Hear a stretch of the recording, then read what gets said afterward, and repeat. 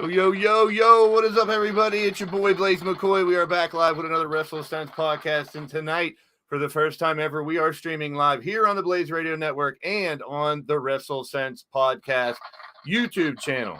So make sure you guys go. If you haven't already, we're at 91 subscribers, people, now. If we can somehow, some way during this show get back over that 100, we did hit 100 the other night, but you know how YouTube goes. All the inactive channels and channels that aren't really around or that long can be taken out and do. So we're at 91 right now, folks. If you guys are at either channel, make sure to go to the other one. Make sure you subscribe.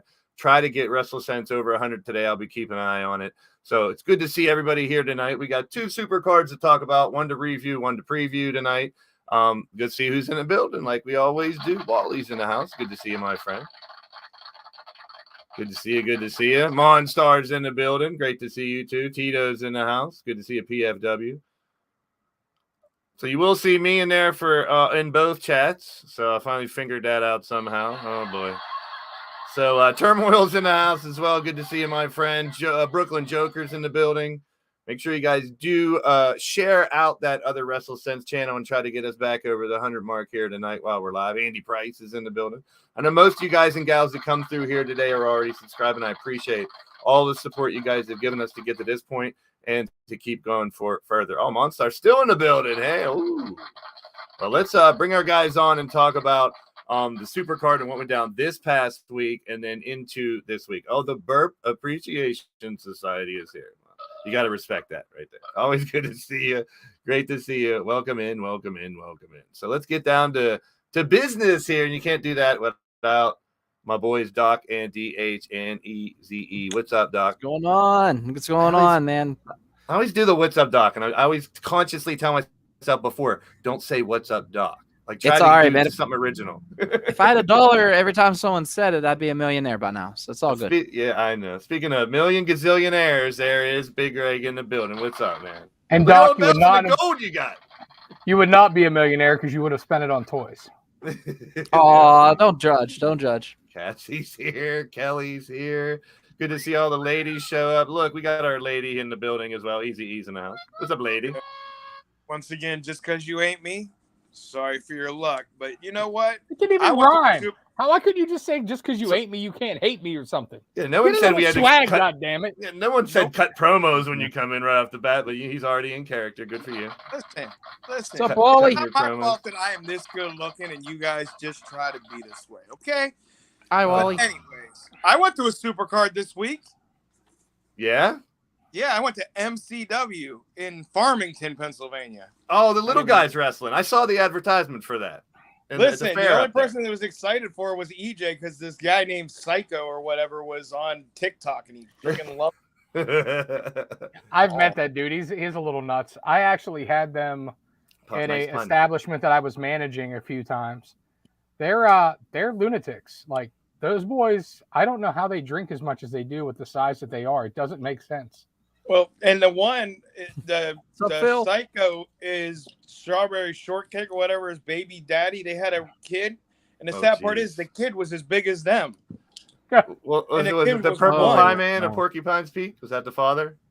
You are the father. No, Psycho and Strawberry Shortcake. I don't know. Oh, Jesus. I paid no attention. There's a comedian named Brad Williams that's a little person, and he has a bit about that he's scared when he has a kid that his kid's going to be able to put him on the counter at like 8 years old and be like, no, Dad, you listen to me.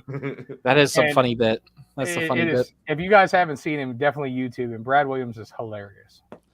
All right, ladies. He's actually on the Jericho cruise. I want to go on one of those. That's what I do want to do. I do want to do that too. Like, I'm down. Actually, Jason from on the next cruise.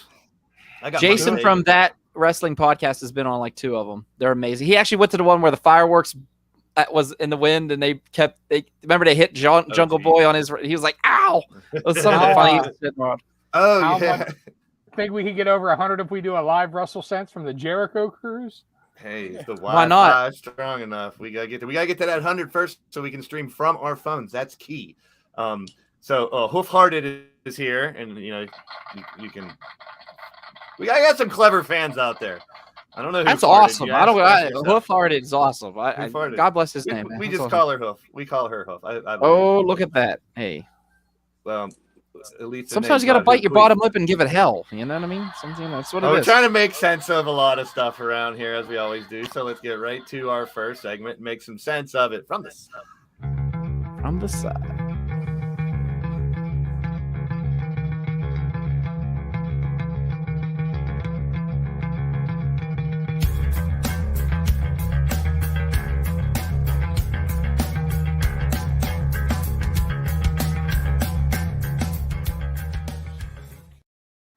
All right, so we're going to review what went down, and there's a hot caution, warning, fans out there. There's a hot topic in this segment.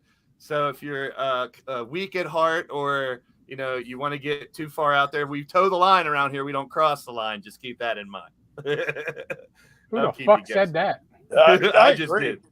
I just did. You can cross it. Well, this is Forbidden Door. It was a hell of a stat card, as you see here. We're going to go through pretty much match by match real quick, and the guesses that we had for the main card. Obviously, they threw in like 4 extra matches right before the show started. So we'll get right to the buy-in. 4 matches in the buy-in. I think we had like 1 before the thing started. Yeah, I missed the buy-in. I missed those matches. I was kind of bummed. Now we find out that Goto and Yoshihashi got match this week or Friday, tomorrow night against the Bucks. The New Japan Jet forgot them. Whoops. Yeah. Well, there you go. So QT Marshall and Aaron Solo started out against Goto and Yoshihashi, and I was impressed. I talked about this last week. My biggest thing going into this is the people that I didn't know. I didn't down talk them like, who the fuck are these guys? I was excited to learn who these new people were that I didn't know, and also see more of the Zack Sabre Juniors and the Ospreys and the Tanahashis and crap that we've talked about before. This match went to Yoshihashi and Goto. Like I said, now they're in line for that. Again, they got to beat the Bucks first. That's so WWE. I mean, they don't do it as much over in AEW. I actually think that's a slight jab at WWE the way they said it. Because the Bucks like to do that. They like to take the shot at the championship qualifiers, which I think is retarded.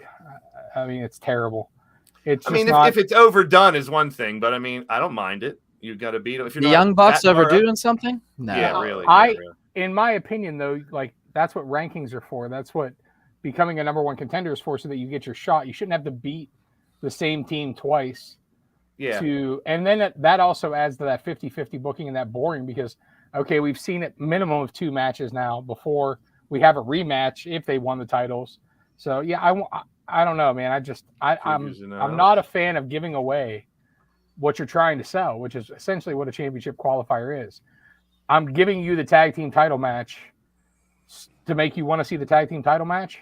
I mean, that can work in very rare cases. Like, yeah, I'll watch the Bucks and FTR wrestle and then want to see them wrestle again, or the Lucha Brothers. But for the most part, no, I think it's a terrible idea. Yeah. Now, like you were saying, though, I didn't get to see the buy-in, so I can't comment on these. I was running late coming back from my motorcycle trip. Doc and I have a tradition of watching AEW together. This is the first one we didn't get to watch together. Yeah, it's been we missed you. Your nephew missed you too. So I ended up buying the pay-per-view and not being able to watch it until the replay. So I didn't even start watching it until 1 a.m. And I'll tell you, it was way better than I anticipated. Keep rolling, Blaze. I will make some comments as we get there, but I'm going to be pretty silent on these couple buy-in matches. Yeah, me too. No opinion. All right, my computer's lagging a little bit, so I'm just I'm catching up, so we're good. And the this might go a little further than it's supposed to because it's catching up. All right, Lancer Archer and Nick Camarado. This is basically a AEW versus AEW match, kind of. I mean, from what I heard, this was kind of to promote Lance Archer because he's in the G1 coming up. So he's also a member of Suzuki Gun. Yeah, so it does was make a big sense. Force in New Japan. And I saw a lot of people. I was watching some watch-alongs during Forbidden Door just to see how people were vibing it and stuff. And a lot of people were trying to pick who wins, AEW or New Japan. It wasn't really like a company versus company, best of 9, best of 7, because there were some mishmash stuff, and I didn't mind it that much. I think this show more about introducing us to these characters and bringing them on and just seeing if it works together, which obviously there's a lot of great reports coming out of it that it did work good together. Lance Archer got over on this one. And like I said, these couple, they just threw right at the beginning. Okay, we now have 4 buy-in matches before we start. My shit is lagging big time.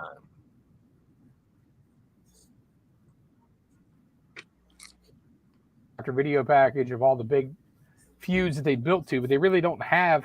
They only had a 1 month build really to Forbidden Door, and True. It wasn't like a lot of the matches were feuds that they had where they could do video packages. So, you know, when you can't do that, why milk it? Instead, let's rely on the wrestling, which I'm all about. Yep, that's it. Then you had Keith Lee and I was glad to see them get on here. El Desperado and Yoshinobu Kanemaru. Yeah, I got it. I'm getting with some of these names. There's a lot of them. I get the Tanahashis and the Takahashis, those all mixed up. But like we talked about last week, the one thing we knew we were going to get in this pay-per-view was good old wrestling, good fights, you know, and some psychology in the ring, and we did. Lee and Swerve were teasing their little breakup last week with one throwing the other out of the old battle royal, and they're back together, and they got over in this one. Swerve in your glory and all that. The idea that I kept thinking about during this whole show was no Punk, no MJF, no Wardlow, no Fish, no O'Reilly, no Andrade, no Penta, no Jade, no Britt, no Hook, no Danielson, no Scorpio Sky, no Omega, no Samoa Joe, no Ishii, no Naito. Think about that. And the fact that they're still getting really good raving reviews for this show. They really, I think, pulled it together as my take. Well, I mean, you know, the injury bug in wrestling is the injury bug. There's nothing you can really do about it. But that was a lot of the comments I saw about Forbidden Door was it's like these weren't the matches we wanted to see, but they were still great. And that's why the talk of them doing another one, but this time in Japan next year, I think is phenomenal. I think if it was an annual deal, not saying that it always has to be New Japan or always only has to be AEW and New Japan. Like if they could even open the door and have a few more interpromotional matches, maybe with Impact or somebody else, NWA, something like that.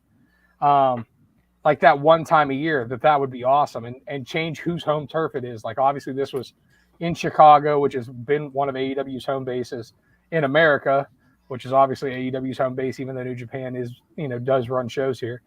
But now if we flip it and do it in the Tokyo Dome or, you know, even in like, what the hell, the Dobu Hall or whatever, that would be awesome. Yeah, that's what I was thinking. If this is a teaser of what we're going to get, we could get, why would you want everything the first time around? Which I know. Plus, like I said, once a year, like we don't need to push it all the time. Once a year would be, you know, something to look forward to, something special. You guys have mentioned about Lance Archer being in the G1.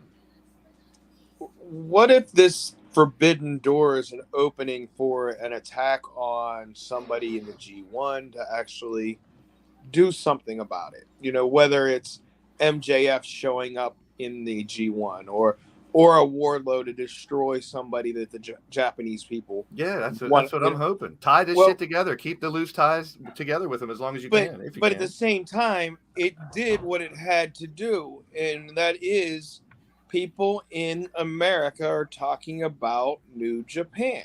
Yeah, like I didn't know any of these dojo guys. They're from LA, and New Japan Strong stuff. But I'm loving everything the Gun Club and the Ass Boys are doing. Hey, actually, I think you're onto something there. Yeah. If this is a work with MJF, and you know, it's up in the air. You know, I at this point think it was a shoot that turned to a work. And now they're dealing with the aftermath and stuff.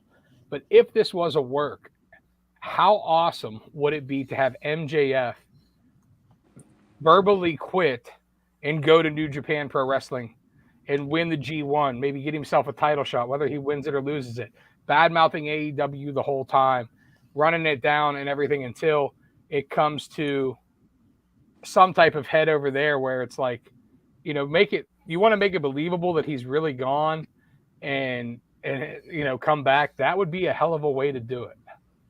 Yeah. And that's, I think, we touched on this last week a little bit too, that, you know, pardon the pun, but the doors that this open in so many different ways that, and we'll talk about a little bit more later about some other things that are going on, but the Gun Club and Max Caster go over here and they had kind of almost a teasing of a falling out the other night.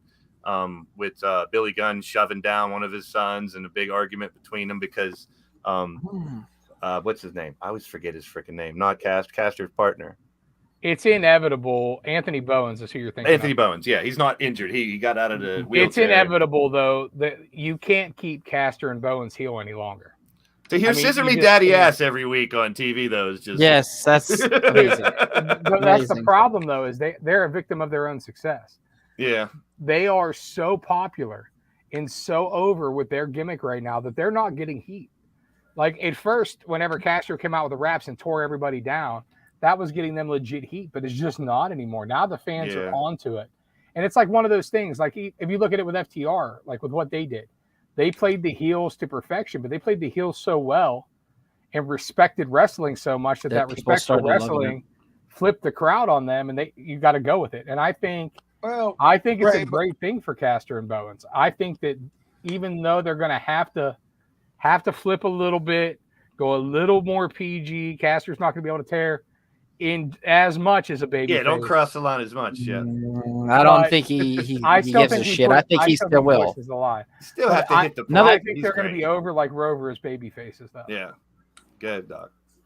Thanks. But all I wanted to say is this: my 7-year-old loves him, and even when they were heels. Yeah. I mean, when a 7-year-old is like on, like you all saw Bodie's reaction.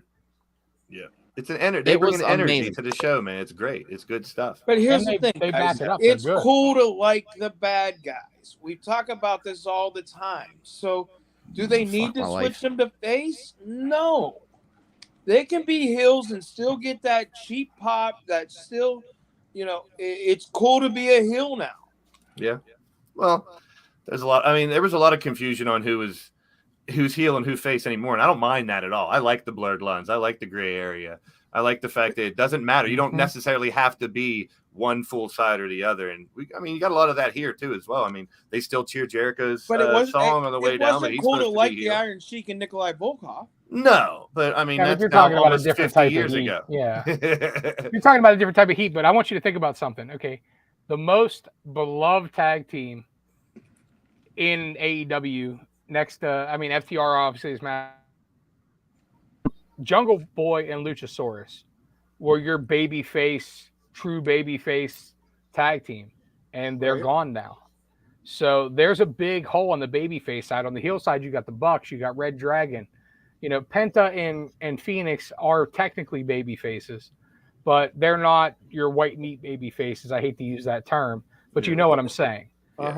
Whereas Caster and Bowens now being on all these Pride advertisements about, his sexuality and being open about it and everything has gotten him tons of respect, and also tons of new fans that might not have known that about him, might not have, but now have a respect for him and an admiration for him for, coming out that way and being so open about it.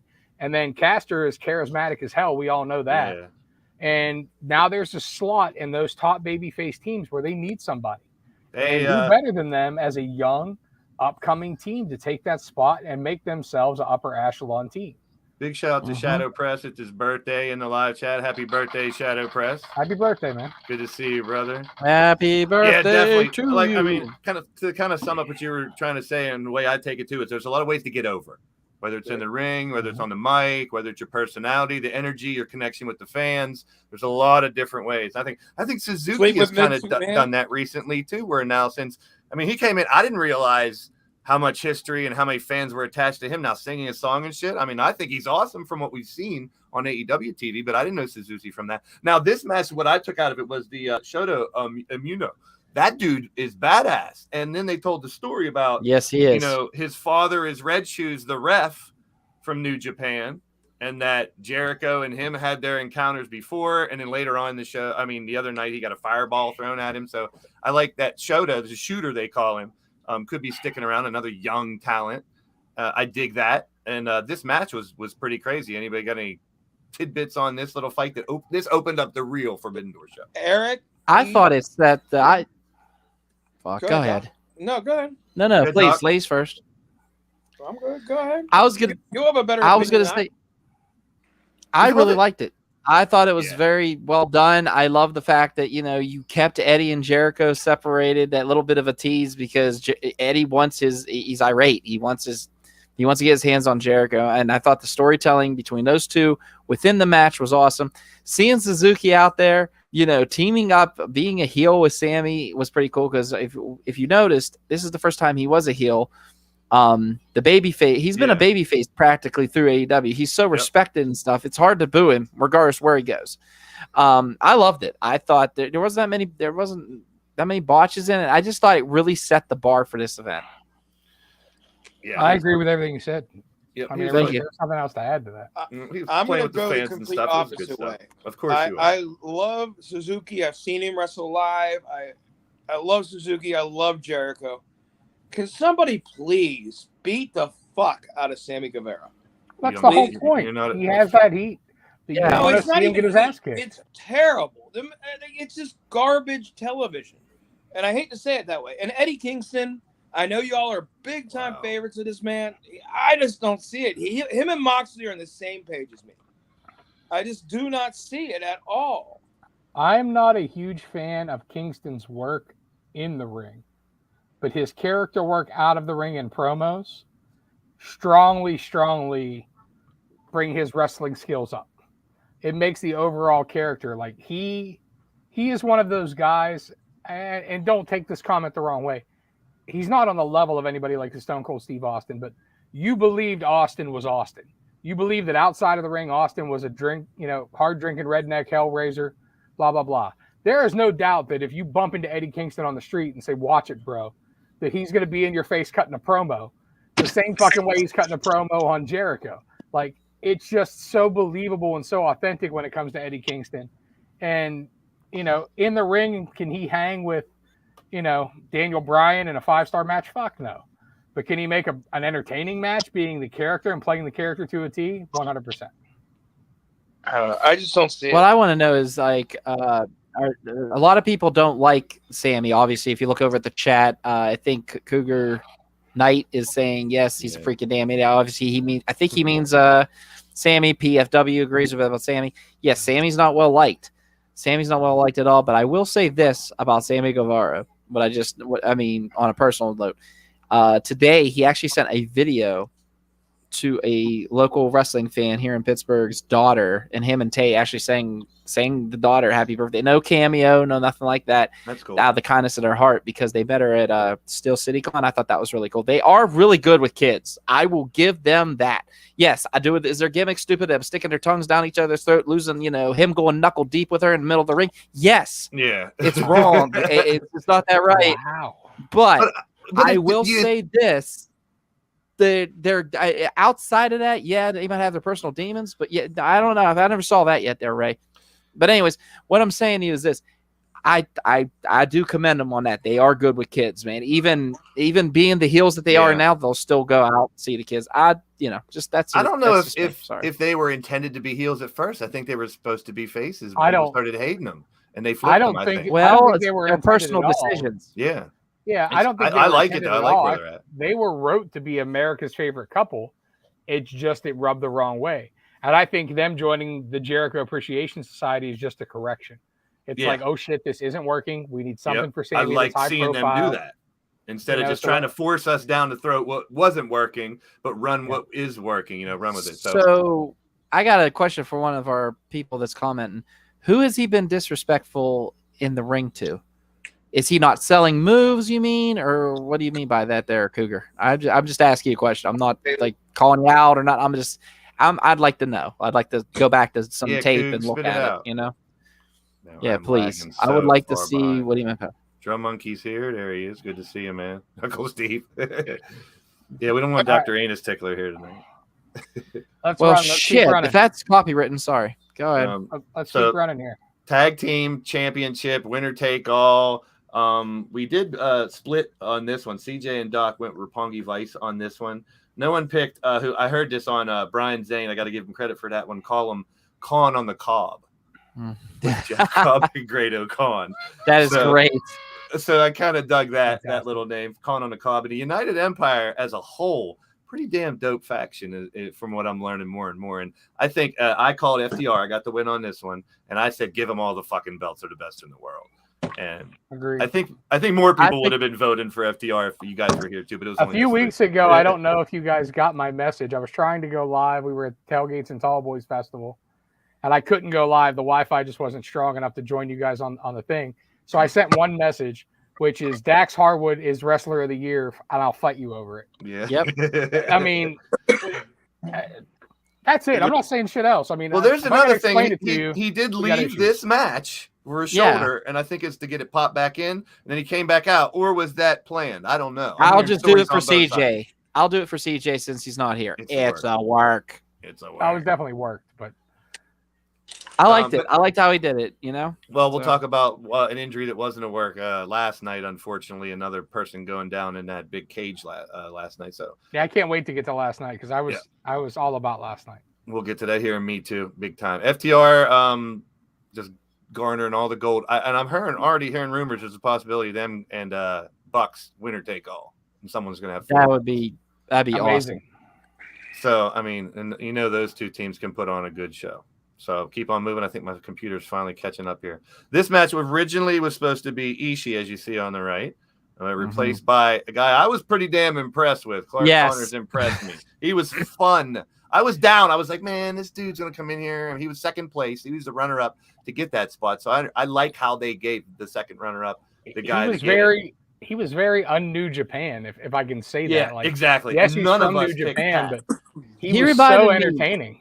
He reminded me of a good guy, Stan Hansen. You know what I mean? Yeah, he had everything going. That's a nice analogy. So, I like it.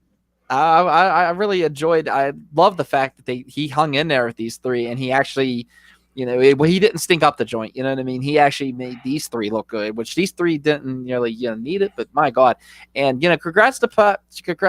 He I thought he deserved a belt, but I will say, man, I was really hoping Malachi Black got it. I was really hoping for some kind of snide fuckery involved, but nah. But it was good. It was a great match, though. I will say that Pac was my third choice in this match. I thought Miro hands down because of the Redeemer gimmick. And if it wasn't going to be Miro, I really wanted, like you, I want to see Black push to the moon. Yes. I just think he's so good. Not that Pac's great. And I love the bastard. It's just, he's been kind of, in my opinion, he needs rebuild, which is probably why they're doing this. But I just don't know if it's the right time for that. Like, the two guys next to him have so much steam that they need right now. That's it. Beat the shit out of him. You won't give that dog a stone cold stunner. I muted him. Right there over your shoulder. He can talk all he wants now. He's muted. So me and CJ picked Miro. Doc picked Malachi in the picks, and Pac impressed. He deserved it, and I was happy with it. I was happy with the match. I was happy with the outcome. It was entertaining. Like I thought, Miro's a beast, man. I love Miro in AEW. There's also a really badass picture of Pac I found I had to put up here too. Not that is cool. Oh, that's awesome. That's just, and it makes. I appreciate that belt. I mean, it's the old school belt we talked about, the Stampede belt, the Maka, the Stampede Championship from back in the day there. So I think they can make something of that championship. Now this one went down to a 6-way, and Hikuleo came along with the one night only Young Buck Bullet Club, and the dudes with attitudes were -1 as well. Who was for it? For all of you out there that like that pic that Blaze had just shown of Pac, there is an Instagram channel that I want to shout out called Beyond Gorilla. It's just all one word, Beyond Gorilla. They do photos at AEW, but it's all like backstage, artsy looking, and that's actually where the Pac is that where that was from? Came from. There's some really, really good shit on that Instagram. If you're a hardcore fan, looks like it's just cool seeing like moments they capture and the way they edit them out. I think I showed you a couple of those, Doc, when we watched the last pay-per-view. Mm-hmm. It's a really cool Instagram channel. I enjoy it, and if you're a big fan, I think you'd enjoy it as well. So this match, like I said, ended up being a 6-man, a trios match. Takahashi had a fever, couldn't fly over. Shingo Tagaki, we got to introduce ourselves to, a lot of us.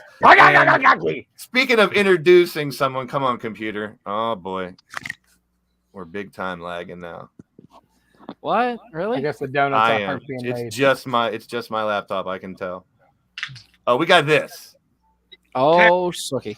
Now, when they showed him in the rafters, I was like, is he really going to rappel down? Like, how many years has it been since Owen? We talked about Owen. I was going to say, I bet Eric's Owen heart meter was going the fucking off the rails. I thought he was going to do that. Falling. Owen.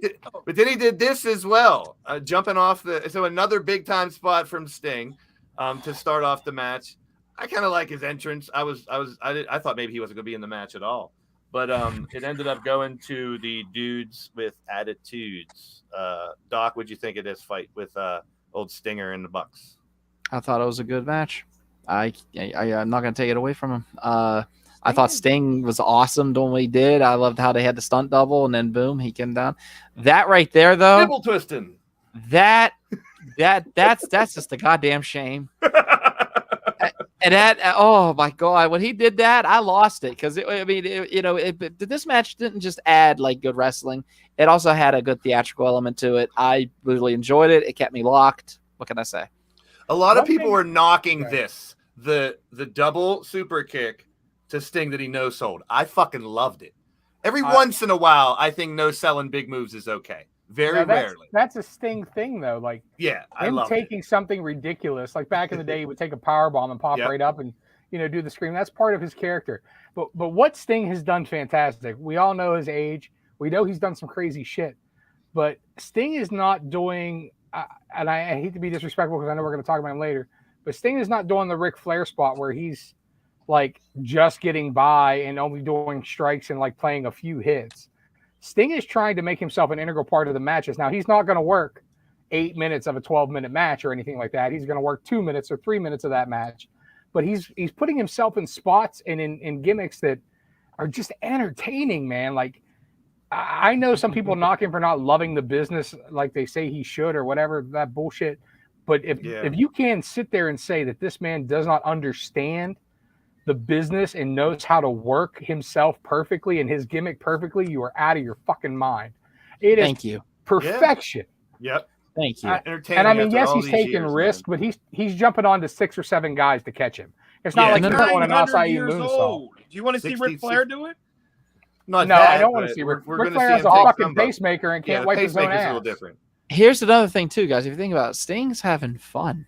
Yeah, he's having fun doing this. I mean, look at the Orange Cassidy spot on Dynamite.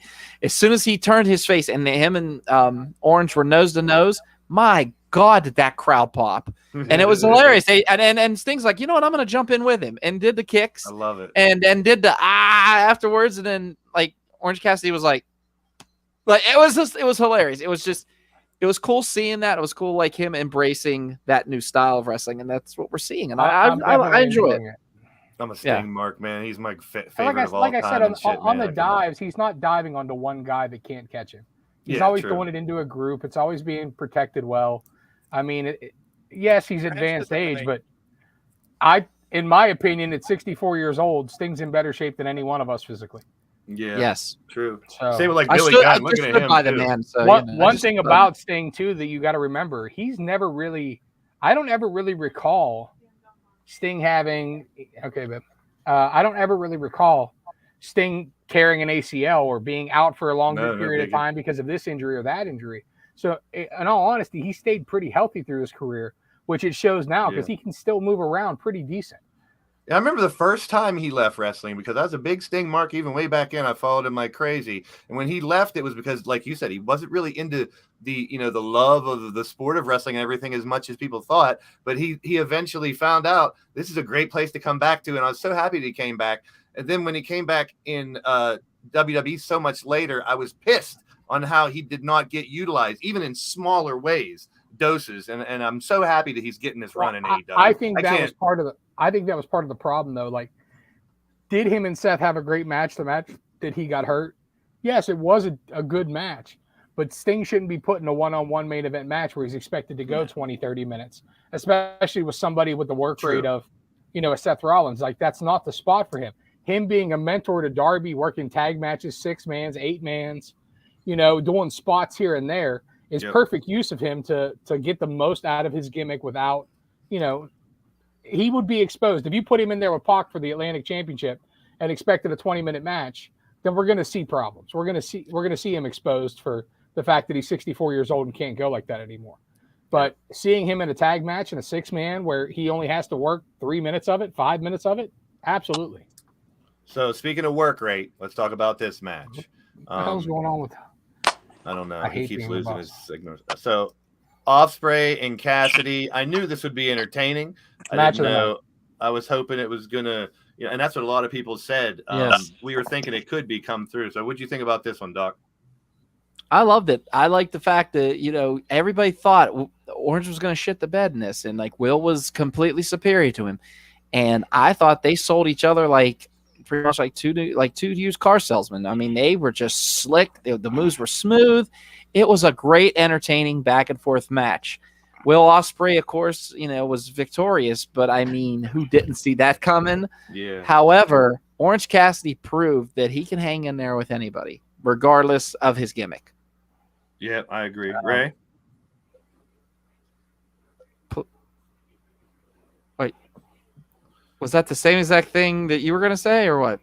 No, I agree with you wholeheartedly. My favorite spot though was the abdominal stretch where Will Ospreay stuck his hand in his pocket, Yeah, and then pulled out the middle finger. Yeah, Ospreay's gold, man. I'm really loving Ospreay. I hope they continue to use him. There's a lot of dream matches I can just rattle off right now involving him. Well, one thing it opened, Will Ospreay made it very clear that he did not want to, had no intention of coming to AEW, that he wanted to be in New Japan whenever AEW first opened. And so opening this door, whether it's down the line where he jumps ship or whether, you know, he does just some spot shows here or there, maybe a title feud here and there, is great because this is the first real major exposure that Will Ospreay is getting to the American audience. You know, he was in Ring of Honor, did some stuff with Ring of Honor. He, you know, did some MLW stuff, but this is the first real experience, and they're seeing that. I mean, this dude is phenomenal. But Orange put on a great match with him. In my opinion, match of the night. Thanks. Orange Cassidy, yes, the gimmick is ridiculous, but he does it so well. Yeah. And he can really work. Brandon Ace said it the best, though. Did you just read that? He said they shut up a lot of people, which they did shut up a lot of people. Thank you, Brandon Ace. Yes. So, and then the next thing that happened, maybe Brandon Ace and Andy Price, they're big New Japan people, so they know a little more than you know, what I'll admit to know. Like, I didn't know who this guy was. Holy Shibata, where's he at? There he is. And he came out, and people popped, and they explained it. That's one thing I really want to point out about this whole Forbidden Door show. I think the announcers were genius on, especially, and I fell in love with Kevin Kelly all over again. The way he was explaining their move names, the specific move names of the New Japan wrestlers, the connections that they had with some of these AEW wrestlers, the stories behind what they were doing, the description of some of the moves in general. I was just like, this is one of the best called shows I've ever seen. Kevin Kelly is highly underrated. How about when they pointed out the sign? The fan said, "If Shibata comes out, I will cry." Like I thought that was, it was awesome. He came out, and I mean, I thought it was really cool. He made a statement for himself. Like Bodie was watching, and he kept saying, "Who's this guy? Who's this guy?" And when he saw this guy, he was like, "Wow, Dad, that's the guy I want to learn more about." So like we YouTubed a couple things. You know, it was fun. You know, it's really really cool that like these younger kids got an experience too, just learning about these guys. It was kind of cool. It was kind of like a wrestling who's who, and just an educational piece. It was awesome. I wanted to learn. I loved learning instead of just saying the same dozen superstars to coin a word every time. Like, I know these people. I'm familiar with all those. I love the intrigue and the mystery behind some of these guys. You know something I would love to watch? I would love to watch one of those car ride things where they do like the Road Chronicles with just Kevin Kelly and Excalibur doing a 4-hour drive and talking about wrestling, because those two guys have a world of knowledge that is ridiculous, and I would just love to see them riff and talk about random shit. So he got him and Cassidy got a little face off, and Cassidy put his glasses on him, and they did a little shtick, which was cool. So I appreciate it. I love how they're leaving a lot of loose ends after this show.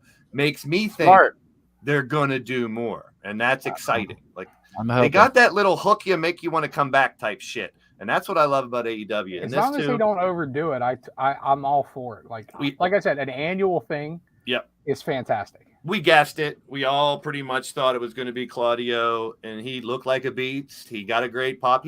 Once again, we've said this a bunch of times. I'm kind of glad I'm not saying this when Easy's here, because I know he'd clap against it. We've said this, and so have these wrestlers. How many times have we used the word happy when we're talking about how these wrestlers feel in AEW? Bryan Danielson, CM Punk, Tony Storm. I mean, you can just keep on going with the people that are now Ruby Soho. They've even used the words, "I'm happy now. I'm happier," or I like coming to work. I've heard, exactly. I mean, and that resounds big with me. I'm just like, I'm hearing it, and that's what I think about it. But I'm like, slow your roll with all the people with the bloated roster, move too fast, too much this, too much that. I've always said I'm not the critical one. I just pick the fun stuff that I love, and I fucking love Claudio coming back. Ray, what'd you think about him making his return? I was all for it. I mean, Claudio is the exact. I know that there's a lot of talk about WWE guys coming to AEW and all. There's so money on the roster, but Claudio is that guy, just like Daniel Bryan and just like Jon Moxley, where they are so much better whenever the chains are taken off, whenever the restrictions are taken off, and they get to be who they are. Claudio was not different from the WWE Cesaro that we knew. The difference was he was allowed to work the match his style. So he worked a stronger, more technical style, and his big knock in WWE was always his charisma. The charisma from Claudio Castagnoli, which he has a shit ton, is in his wrestling, in the way he presents himself as a technical beast, as a badass. And while there was glimpses of that in WWE, I saw more of it on Forbidden Door and Blood and Guts than I saw in his entire WWE run. Yeah. And that's another thing, too. How about his first two matches? You fight Zack Sabre Jr., then you come back and you fight bell to bell in basically a War Games. And he was fantastic in War Games. We will definitely get the War Games, too. But this was a good one. It's another name, and we said this a million times, too. It's not like they're saying, hey, come over here from WWE, but how can you pass these guys up when they're not working? These are great people, and Claudio is all elite. We wondered if he was going to use that name again. I'm glad he did. And the tie stuff, Ring of Honor, obviously come true, and we'll talk about that momentarily. And he still had the Cesaro logo that he had copyrighted. It was on his gear. It was on his intro. But he's always, for those of us who've known him, I've met Claudio a dozen times. We've hung out at IWC. I've never got to work him or anything like that, but to us, even when we talked about him in WWE, like when CJ and I would talk about him, we still called him Claudio. Yeah. You know what I mean? Like he's always, I don't know why, but some wrestlers, it's easy to drop their name, you know what I mean? And go with the new gimmick. And some guys are always going to be who they are. It's always going to be Bryan Danielson. It's always going to be. I've called Bryan Daniel Bryan, and JR even had a couple of Cesaros on the show too, which you got to, I mean, plus he's JR. He's a little loose in the nuggets up there. Thunder Rosa, Tony Storm, two of my favorites. I think they did a damn good job. I mean, it wasn't the best match of the night, but I enjoyed both of them. I always do. I think my one of my best takeaways was this shot right here. Because I think Thunder Rosa has a thing for her entrances and her gear and shit. That's bomb. That looks incredible. Yeah. Like she looked phenomenal. And I'm a big Thunder Rosa mark. What'd you think of this fight, Doc? I liked it. I mean, I liked the fact that you had two women who, in my eyes, more deservingly need more in this business. I'm talking about Thunder Rosa. I'm definitely talking about Toni Storm, especially the treatment she got in WWE, getting pied? Was it? Or pied in her face or some kind of weird shit. Yep. And just basically they were turning her into Charlotte's Flair's bitch. And she was like, I'm out. And then boom, next thing you know, here we go. I mean, I was excited about it. So, I mean, like Ray said, underwhelming kind of, but they have a problem right now with the women's division. And the problem is Thunder Rosa is fantastic in the ring. We know that. But Thunder Rosa plays the underdog fighting for her life better than she does a convincing champion. There you go. So when she was chasing Britt Baker, who you had a charismatic champion that was, a baddie, it worked out great. The problem right now is like the Toni Storm match. Toni Storm is not over as a heel. Toni Storm's just over as Toni Storm right now. Yeah, she doesn't really have an identity yet. There was no real drama in the match. True. So there was no fiery comeback to be had. It was just, it was a decent match. Yeah. But to me, it was a dynamite match. It was, a throwaway match. It's not the first time I've heard that either. In my opinion, I'll tell you what needs to happen right now. Right now, Jade Cargill, who I think is greener than baby shit, even though she's getting better and better, Jade Cargill needs to squash Thunder Rosa. They need to go title for title. She needs to squash Thunder Rosa, keep the undefeated streak alive, take the belt from her. Then AEW management can make her drop the TNT title, and they can have another tournament, which we all know they love, or a battle royal or something to crown a new champion. And then Thunder Rosa needs to chase Jade Cargill for 6 months. And that's where she's best. But her carrying the title in defense, one, they don't have enough heel depth for her right now. And 2, they need that. She's so much better as the underdog, where you don't believe she, has the chance than she is as the prevailing badass champion. That she's just not.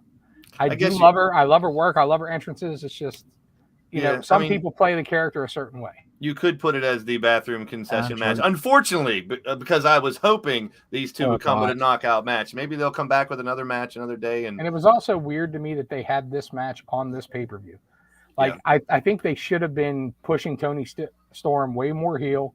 I think they should have been put off for a month or two still. Like, again, the whole object of the pay-per-view is NJPW versus AEW.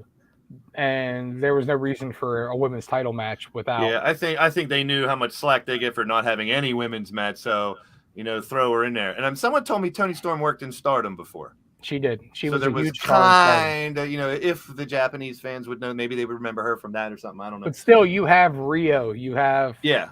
They could have easily worked someone else in. Yeah, I mean, you have Doc's girlfriend. There's so many that they could have put on there. You know what I'm talking about. Who's Doc's girlfriend? Go ahead, Doc. I know exactly what you're talking about. Tell who you're in love with. Holy Sheeta. Yeah, Sheeta. I love me some Sheeta. Holy too. Sheeta. But any one of those getting a thing against, Thunder Rosa would probably have been better to fit the event. And they needed to build this Toni Storm thing more. They honestly should have had Toni Storm interfere in the match and beat the shit out of Thunder Rosa. Yeah, put her through a table or something. We need to build some drama. Like, Thunder Rosa's character needs the underdog drama to fight back against for her character to work. And that's just, in my opinion, the way it is. Here's the thing. I think they wanted a respectful fight between two faces in this one for some reason, especially with, just everybody's big on the handshake after the match. And, I think that's what they really wanted, regardless who won or whatever. I think they wanted to see that, which, you don't really take anything away from Storm losing. You don't really take anything away from Thunder Rosa if she lost, but you really want to build that title ring. It's in our comments though, but we have fans saying bathroom concession match. I mean, and unfortunately it was it wasn't as good. There's a lot of work. Let's just leave it at this. There's a lot of work in the women's division still. Unfortunately, they have a shitload of talent now. They're getting it, but I agree. There is a lot of work in the women's division yet to go, but I'm giving them the chance. I'm giving them the opportunity. How long before we had a women's revolution in WWE? It was decades.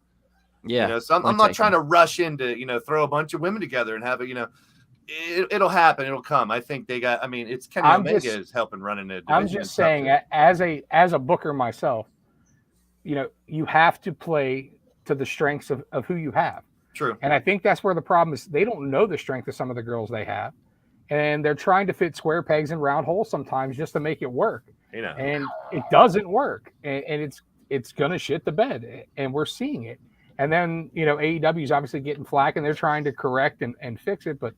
The problem is right now that we just don't have defined characters. We don't have defined gimmicks with the women's division. Everybody's just kind of floating along. You have Britt Baker, who's over like Rover, and there's a reason. She has a defined gimmick. She plugs the shit out of it. She's a great worker and a great talker. Jade Cargill, who is, as I've said, is not the best worker, but her gimmick is over like Rover. She plays it to a fucking T, and that's why she's working. But even like Tony, I feel like Toni Storm's in the same thing as Ruby Soho. We know them. We know they're good workers. We know their quality, but they haven't found their niche, their thing in AEW to make people care about them yet.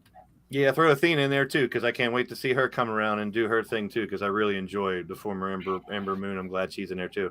One that did not disappoint this match. We knew it was going to be a great match. The only thing that people were unfortunately talking a little more about is the ending, because of the fact that Okada, I guess, was not supposed to be pinned.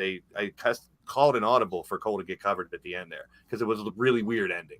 But the match was fucking great. All four of them put out. They are four of the best in the fucking world. They showed why. And once again, here's a good example of a fatal four-way.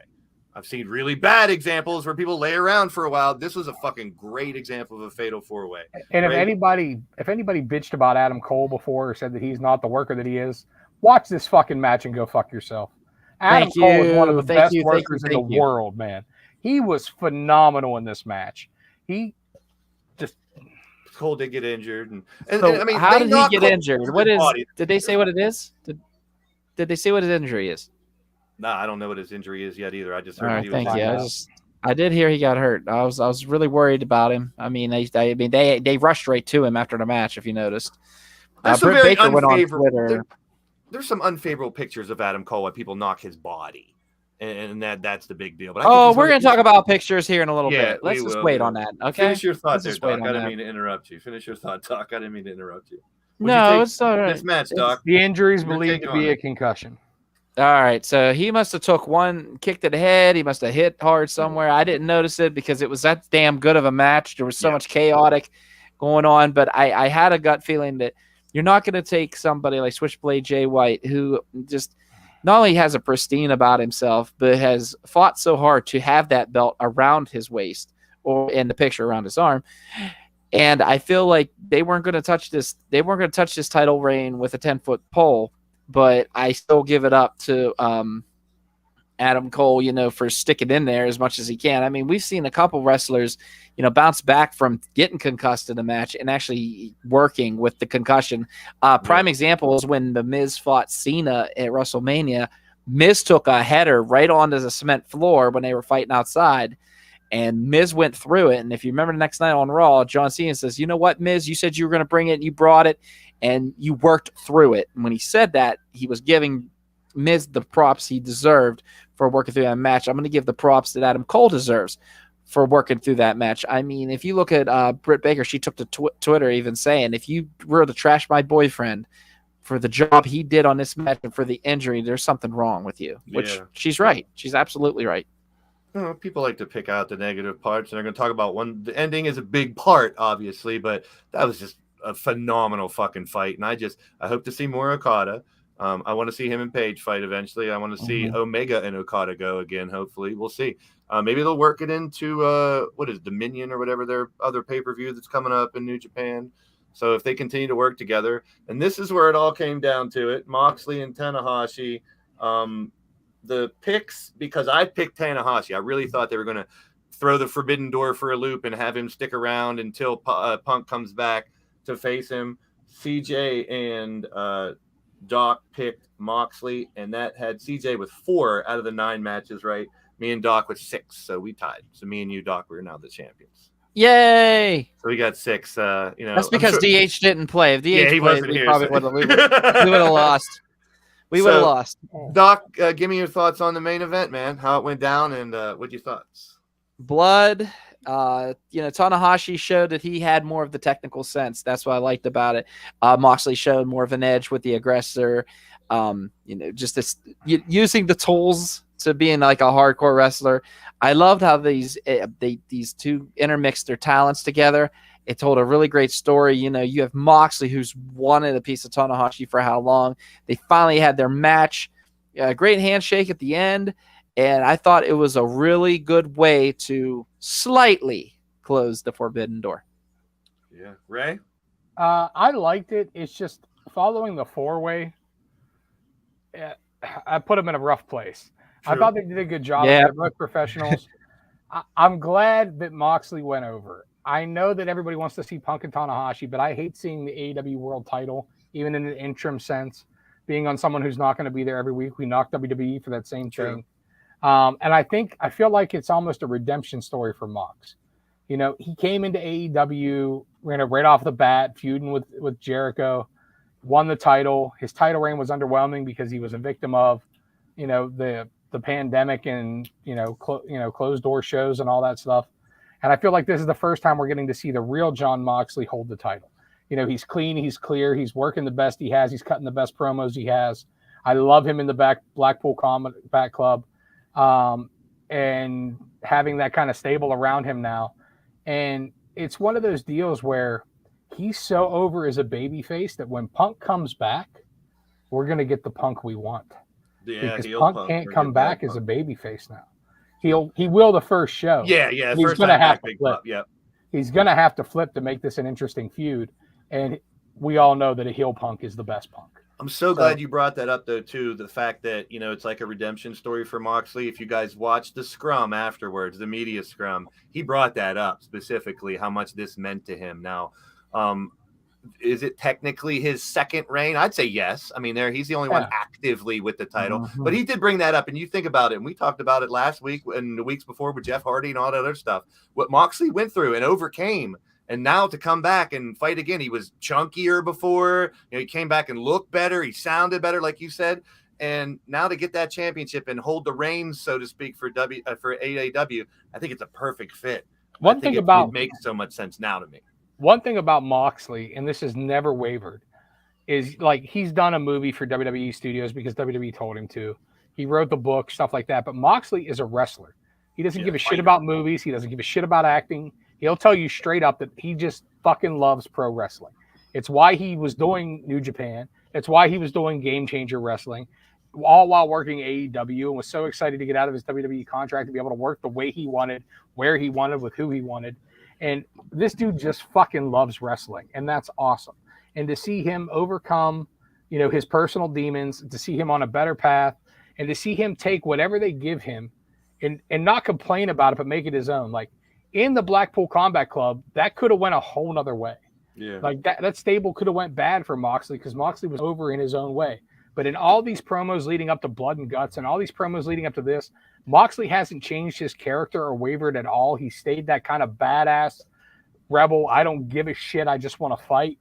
And it's fantastic. And like I said, it's going to make for when Punk comes back, the best feud that Moxley's going to have in AEW. So here I saw Drum Monkey saying the wins and losses. And, for argument's sake, I really analyzed it to try to get a win-loss. So, like Lance Archer, we talked about. He's in the G1. Let's put him with New Japan. So the buy-in went 2-2, if you get technical. And going through the rest of the stuff, Jericho and AEW won because you have more than one person on the other team that has connections to New Japan. FTR won, so that's AEW. Pac, AEW. Then Sting and Darby had they both had one. I think but if you take like Tony Storm, give her the benefit of the doubt. That's the thing, though. Like, it's not that I disagree with Drum Monkey, and I'm not trying to put you down or anything like that. I just don't think that was the purpose. No, that's my point. This wasn't a bragging rights type deal. This wasn't a Survivor Series type deal. This was just a showcase of our companies. And you know what I mean? Trying to make some dream matches, which granted, we didn't get a lot of the dream matches we were expecting. But I still thought they put on a fantastic show. The crowd was hot all night. And I thought a lot of like you said, a lot of the New Japan guys came out looking good. Like the guy in the 4-way match, the Cowboy. I'm interested as shit now to see more of him. Clark Connors. What I mean? So, and he's out of the LA dojo. So in New Japan Strong, you can see more of him. So it was actually 7-5-1. So it's really not that big of a difference. Like, that's why I wanted to bring that up. That just wasn't the purpose. Anyway, and that, exactly. That wasn't the purpose. If every AEW guy won every match, then it would be something. Yeah, that's a different story. That's kind of dicked up. But so now we have our interim champion. It is what it is. There's the United Empire at the United Center, and that's what I was talking about, man. That's one hell of a stable, and they've pretty much, if you go a couple months from right now in the past, none of these guys were on TV. And now we kind of got an idea with that run-in with Ocon. Ocon is hilarious if you follow him on social media and stuff. Yes, he is. He's hilarious. Character. He is a pimp. Started in Vegas with the ass pictures and shit. Yes, he did. He's amazing. He's hilarious. And he just has, he's insane. They have actual gold in the United Empire right there. I love it. I think that stable's phenomenal. So let's talk a little bit about more what I talked about earlier, the scrum. And let's talk about, and I know Doc wants to get the word in here. People are knocking Tony Khan for the way he's hugging the performers. Yes, is it silly? Yes, is it a little weird? Yes. Is it creepy to me? No, it's not. And I'll let Doc sound off because I know he really wants to. This is love and passion in its purest form right here, in my opinion. That's emotion that this dude is so. People call it his those are his wrestling figures and stuff, which I get the analogy. He's got all these superstars thrown in his lap, and now he's in control of it. I think he's doing a phenomenal job for what he's doing. People knock him and say he looks like he's on 9-8 balls that he snorted before every show and stuff. And yeah, he's a little amped up, he's a little crazy. I'm not judging the guy. Who wouldn't want to be in his fucking position if you're a wrestling fan? Thank you. So I love the emotion he's showing. Go ahead, Doc, get your 2 cents in. Here, let me go ahead and read this definition to some people out there that need to hear it. Cyberbullying. Cyberbullying is a form of bullying or harassment using electric means. Cyberbullying is also known as online bullying. It's become increasingly common, especially amongst teenagers, as a digital sphere that has expanded and technology has advanced. It also is the electric communication to bully a person, typically by sending natures of an intimidating or threatening nature. Here's what's up, people, and I'm just going to go ahead and lay this out right now. The bottom line is this. The man is a hugger. The man put on one of the best, and I do mean one of the best pay-per-views we've seen in a while. It was definitely worth $50. Yes. I'm proud to say that I put that $50 down to watch it. I will say this also, that he is not the only person that hugs his talent. Triple H, there is a bunch of photos out there. When Ricochet won the United States title, there's a picture of him hugging Ricochet. Not like that, though. Not like that. Hold on. He wants to have Cesaro's baby right there. No, he doesn't. He hugged a wall and his face got smashed. This is why I'm pissed off, because these assholes out here online want to go ahead and bash him for that. And that's bullshit. The bottom line is this. He is making wrestling fun again. Not, oh, he's a savior. Oh, he's a god. No, he's Tony fucking Khan, whose dad owns the Jacksonville Jaguars. Does he have a lot of talent? Yes. He was excited. I mean, Claudio Castagnoli got up. The last line he said was, and I quote, Claudio is all elite. You know, the simple fact is Cesaro has never had a chance at WWE, for the simple fact is that he has a little bit of a speech problem. I mean, he's Swiss. He has that problem getting it out there. And the fact is that, you go ahead, and these people are attacking him, and it just sickens me. I mean, fucking Triple H is hugging Damian Priest in a hot tub when he won the we're not shaving each other's backs or anything. But what I'm trying to say is this, guys. And Tommy Dreamer said it best of Busted Open. People are assholes. Yeah, they are. Online. They're bashing Cole for getting hurt. They're bashing Tony Khan because he gave a hug to Cesaro. He hugged a fucking wall, for God's sake. My face is going to be like this, and maybe look at a passionate sense when he hugged him. I mean, if you look at the way he hugs him in live action, he hugs him and bounces the fuck off of him, and then he grabs him back. And he hugged him just as hard. The other one, he gave him a hug. Baby, he was excited. He was passionate. And hold on, Dave, please, hold on. Get it out. Get it all out, dog. I am getting it out. Because here's the thing. I really wish someone else was in this chat right now, because I would unleash on him, because I know he'd say, oh, well, WWE wouldn't do something like that. Fuck him too. Anyways, what I'm going at is, I'm just joking. We love you, Eric. Get some sleep. Yeah. But all right. So bottom line is he's being thank you, Cougar. Thank you. He's being cyber bullied because he's a man that's not afraid to show emotions. That's the bottom fucking line, Cougar. You hit it on the head. Perfect. Cougar, that's kind of where I was going with it. PK, as we've learned, by now, is not only an emotional guy. He's kind of a nerd. We know that. He's a self-proclaimed analytics and statistics guy that doesn't have the best social skills. He said that out loud 100 times, in all his interviews and things that you've talked about. And then you have a guy who's he's admittedly used to tape trade New Japan Pro Wrestling. He has his company that he started, his baby, and he's getting to put on a show now with the wrestling that he watched growing up. Obviously, the guy's going to be emotional. Obviously, this is a big achievement for him. And then I want to tell you from a personal perspective, the company that Doc currently works for, RWA, I brought Doc into RWA. I was the booker of RWA. And Doc will attest to the first 6 to 8 months, maybe even year of RWA was me and all my fucking friends, because that's who we could get to work there. And I had to book them to lose, to get their ass kicked, to be heels, to sometimes beat my ass. One of my best friends in the world I had a street fight with, and he beat me in the head with a trash can. Okay? This is wrestling, people. But once you come behind the curtain, there is no gimmick any longer. We don't work the gimmick behind the curtain. Behind the curtain, into the media scrum, we are one big family. Even if I just cussed you out in the ring and beat the shit out of you, you're my fucking brother, and I don't want to hurt you. And afterwards, let's go get some goddamn Denny's and a drink. Okay? Or Manny's. I mean, how many moves, and I've never been a wrestler, but I've heard you guys discuss it. How many moves rely on the other person to do a lot of work to 90% accomplish of these wrestling. moves? Yeah. Yes. If I want to keep punch you, safe in Blaze, the if I ring. want to punch you in the face for real, I'm going to break your Yes. jaw. Yep. I But have to react. I'm and going to help that. throw 83 punches at you in a match, and you know what's going to happen afterwards? You're going to feel a little bit of soreness because I made a few connections, and you might have got potatoed once or two. But I'm not trying to knock you the fuck out in the ring. It's just not what we do. But what I'm saying is these media scrums after, I love that AEW does. They're great. I fucking love them. But this is after a 3-hour show where the man who created it, wrote it, booked it, got to see it go. Ask Doc how I was after RWA shows when everything went fucking fantastic and when the crowd was rocking all night. It's an emotional fucking roller coaster for. He kissed me on the cheek. I would never fault someone because for how I they did show a good their job. I was kissed by that man down there. It's an emotional roller I was. coaster. I'm proud to say that. And then The here's the thing, too. anonymity And if I of the internet. Hold on. Let me get this out. Please, I'm so sorry. All I'm going to say is this. Every promoter I work for, no matter who it is, no matter what talent's back there, they're family. And you're damn right. I'm a hugger. I hug every single person. Unless I first meet you, then I'm not hugging you. Fuck that. But all I'm saying to you is I will give anybody out there a hug. And you know that this right here, these pictures make me want to work for Tony Khan more.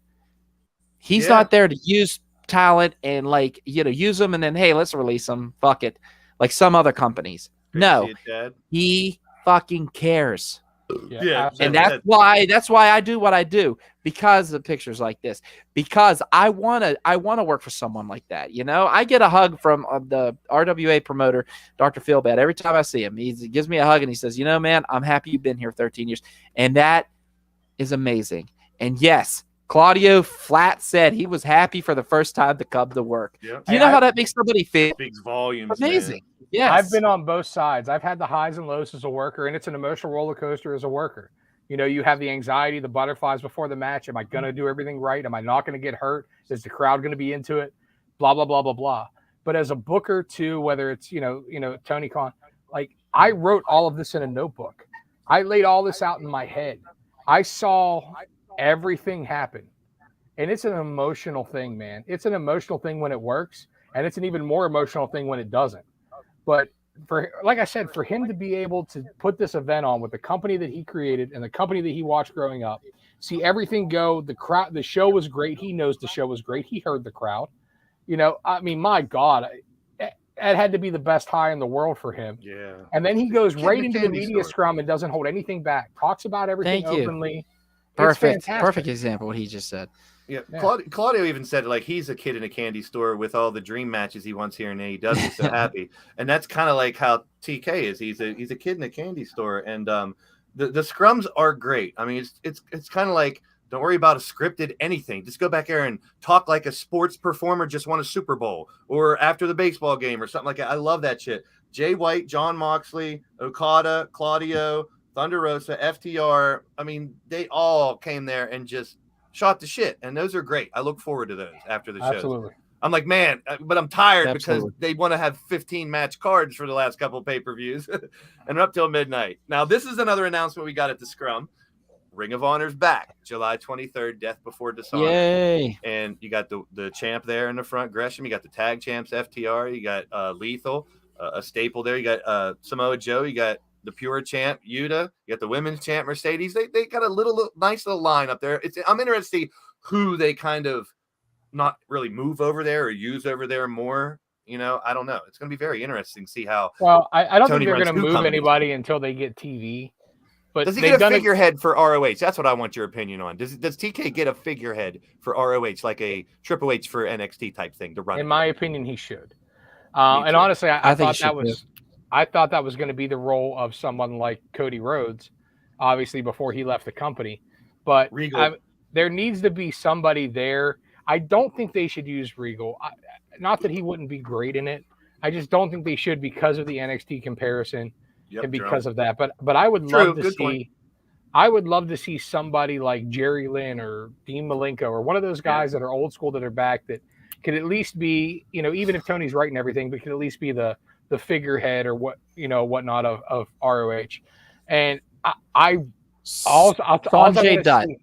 That's a good one. That's a good shout there, Doc. Well, he's kind of already in a storyline. Yeah. But not that I disagree that he would be. Yeah, doing but it. I mean, Eventually, all I want to see in people this could be pay-per-view- storylines and still run shit. All You I did want it. to see in this pay-per-view, if he's healthy, That's a is good give idea me- too. If she gets Maria, give me Claudio versus yeah, him too. Brian Danielson. Well, there's another feud that we'll talk about that is old school ROH, and we'll talk about here in a little bit. And it ties together something from the beginning of the show, too, which I'm really interested to get your take on. So here's your current champs in AEW, including your interim champ. And we discussed a lot about what maybe the FTR and Young Bucks thing could happen. We got, who is it, Wardlow fighting Scorpio for that TNT. So there's a lot going on with these championships. And I mean, like, the only thing is that women's division. We'll see where they go with that.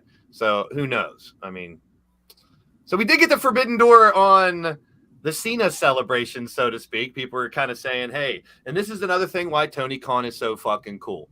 They came to him a while ago. I saw a report that they came to him about a project for some top names, and Tony Khan was supposedly going to approve it. This had to be what it was. So the Cena celebration, you got, well, they called him Chris Jericho, they call him Big Show and Daniel Bryan, and they got their words on it. Now, of course, there's a lot of people online jumping to conclusions. Oh, we're going to get it. You know, I would love to see a Forbidden Door between the two big companies, but I don't think it's ever going to happen. But this was a bright spot to this. The Cena thing wasn't that big deal for me. That's why we're not really covering it. But to see these three there, just to see it there, you never say never. It's pro wrestling. It's good to at least see that they did something like this. I mean, what Jericho was on, Broken Skull sessions too, not too long ago, where people are like, oh my God. I'm not reading any more into it than the one-time thing for Cena. Well, I mean, it just goes to show you that Tony Khan cares about professional wrestling as a whole. Yes. You know what I mean? He's That's not gonna withhold his guys. I mean, will he withhold them from wrestling in WWE? Most likely, unless there's some kind of agreement. But when it comes to video packages and things like this, why shouldn't they? These are guys that have profound effects on Cena's career. So why blackball them and act like they don't exist? You know what I mean? Yeah. And why would Tony say no? I mean, it's promoting his company, and I'm sure he has all the respect in the world for John Cena. So yeah, I'm sure he has respect for Vince McMahon too, in a way. You know, I mean, if you think about it, I mean, if you look at WWE, when they were WWF, they spawned a lot of things going on right now. Mm-hmm. And I mean, if it wasn't for WWF or WWE, excuse me, you wouldn't have AEW. I'm just going to be honest with you. You wouldn't. True. But you know what? It's awesome. We have to, just watch all of it. I'll say it till the day I'm dead. Watch all of it and just have a good time. I know it's not possible, but I put a picture of Julia Hart here because, well, she's Julia Hart, and I think she looks amazing. And she came out. If you didn't see, it was on Dark Elevation the other day, where she escorted the tag team of Brody King and Matthews to the ring. Buddy Matthews, Buddy. And it looked fucking dope, like her coming out with them. I really enjoyed it. I'm excited to see where they're going to go with it.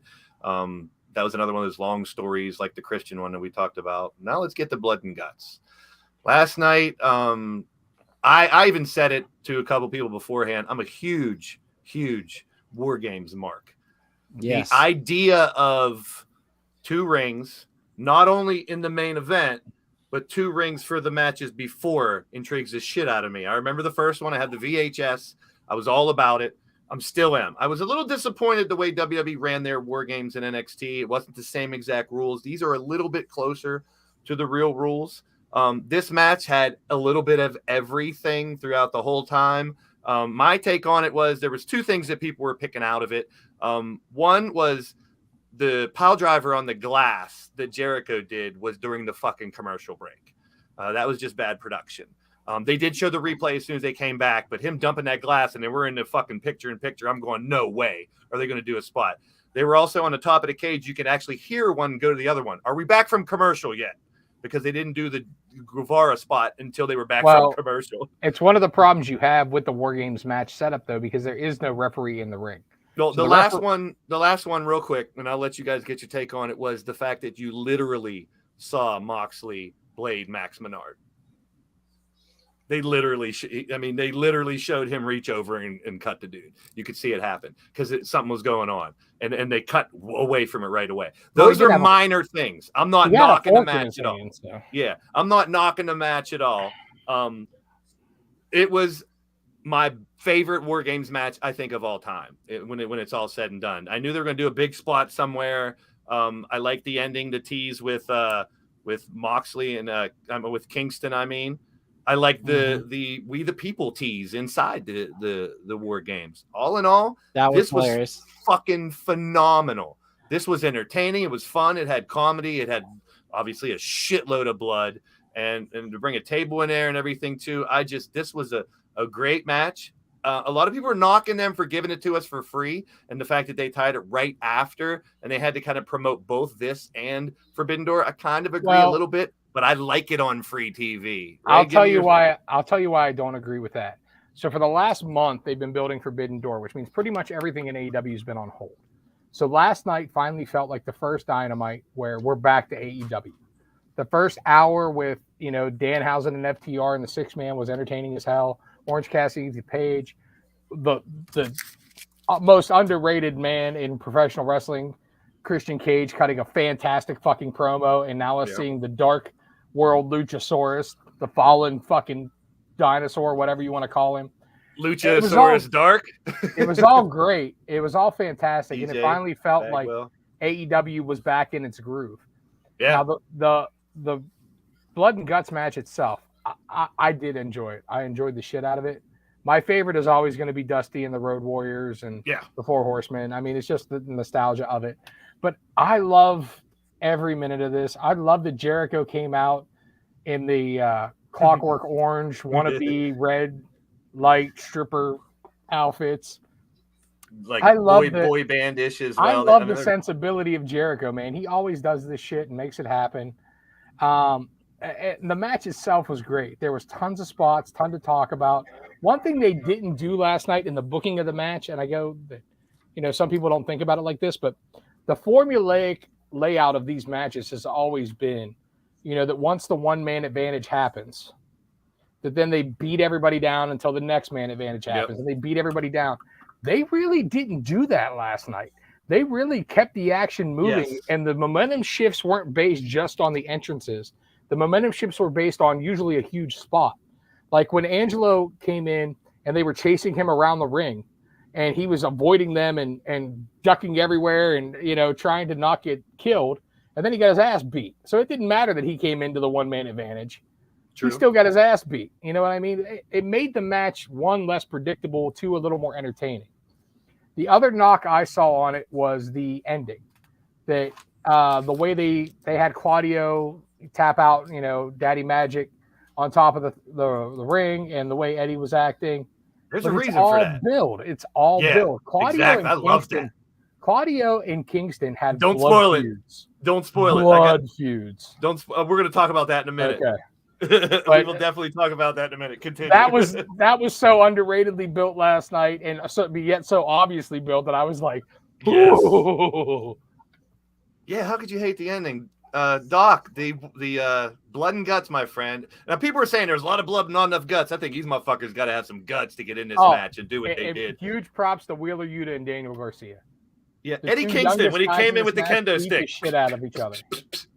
Kingston was a trip, man. When he came in, Eddie Kingston, he came in just whacking people with that thing. They beat the shit out of Jericho. Good, Doc. What do you think about this? In a whole. First of all, Eddie Kingston reminded me of Darkseid. If you ever watch Darkseid, like in the Injustice video games or anything, the DC enemy or DC heel villain, whatever, he walked out with that stick and he was like, whoosh, whoosh, whoosh. He's just knocking him out of the way.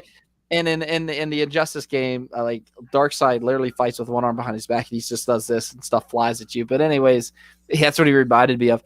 I love this match. The simple fact is, it showed that hatred, that like it told that story that like they waited till the end to put Kingston and Jericho in that ring, and him just going through people, didn't give a fuck if he was even on his own team, and he was like, I'm going to get a hold of Eddie Kingston I'm going to get a hold of Chris Jericho one way or another. I loved how they did it. Yes, whack-a-mole, very good, Kelly, and I'm a hugger too, by the way. One goal, life goal, hug Kelly if I ever meet her in real life, because she's a hugger too. But what I'm saying to you is this. Bottom line, I really enjoyed this event. The table spot with Guevara, I kind of figured out of all of them up on the top of that cage who was going down. It was definitely Sammy. I did love the fact that they even incorporated Ruby Soho. Will she be the Yeah, new nice member of save the there. Blackpool, possibly? She could be. That'd be kind of cool to have a female member. But she also, if you watch, they did a promo where she says, "I know Eddie, and I've seen his look." I really loved how they incorporated that bid before the match to really, kind of open that door up for Ruby to run right through it and kind of like, steal that part of the show and take Ty Conti out, which was a very big factor. Even though she fucked up the spot with the lighter fluid or whatever, she tried to push it through the cage, and I'm like, they're trying to shove that bottle through. Jericho's like, go underneath from the side. No, but I mean, it was an awesome time. I had a great time with it. I enjoyed it. Yes, you did hear him kind of talk. Maybe Eddie's hearing isn't the greatest, but I did hear him say, "We gotta go break. We gotta go break." Yeah. I did hear that part. Who cares? It was a good time. It was a good time. How did Bode take the Dark World dinosaur? Do you really want to get into this? You know what? Exclusive interview. We're exclusive interview. Bodie Michael.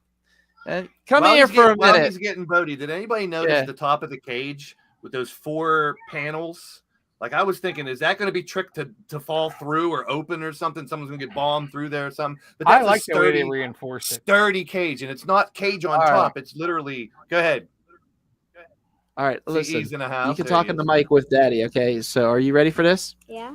All right. Your Uncle Ray is asking you, and everybody that is watching, the WrestleSense fans, that love us very much, they want to know, what's your opinion about the new Luchasaurus? I know, but go ahead. Because look at your uncle laughing right now, very evilly, but that's okay. Go ahead. Remember, he bought you a real belt. Your daddy never could buy you a real belt. But go ahead. What's your opinion on the new Luchasaurus? The one that is, like I told you, that is kind of right now twisted by the evil likes of Christian Cage. Who is the greatest of all time? Who your uncle just says the greatest of all time. I know, right? Okay, so what do you think? Go ahead. Everybody's waiting for this decision. Everybody wants to see what is your opinion on the new the fallen dinosaur. I know you were kind of emotional last night, but it's okay. He's probably getting controlled by Christian and getting a little bit twisted in his mind. Twisted in his mind, huh? All right. So is that all you got to say about that one? All right. Give me a hug online. Give me a hug. Give me a Tony Khan hug. There. There it is. Tony Khan hug. He says. That's for all you. That's for all you cyber bullies out there to pick on Tony Khan, right? It's all about Team Tony. All right. So there's the picture I was going to get to. He was bummed. He was sad, guys. He looked at me and he goes, "Are you okay?" And he goes, "I don't want to talk about it." Like, you could see his eyes welling up, and I was bummed. I mean, I hurt for him. You know what I mean?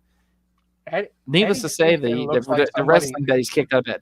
What the hell? Like a used car Eddie sale. Kingston. Apparently Eddie these Kingston guys looks have like history. he just sold you a moped for your life savings. So what these the two fuck is obviously happening? have a lot of history, as Ray was going to get into, that they've had some feuds. now they've had some blood feuds, is what you were saying? Yeah. So we're probably going to see a sometime split and feud with these two, hopefully, here and rekindle it. You're hoping they're going to murder each other. It's going to be fantastic. Yeah. I thought that's a picture I could not help but put on it. But did you see at the end of that match, like, Eddie's like looking at him like, "Oh man, why did you do that?" And Claudio's like, "I didn't know you wanted. I'm sorry." It was kind of, and Eddie goes, Eddie had that "fuck it, we won" still kind of look, but it was like, oh, I really wanted to make Jericho tap again. One thing that AEW has always done, though, is they've always booked like those breadcrumbs for things to come back later.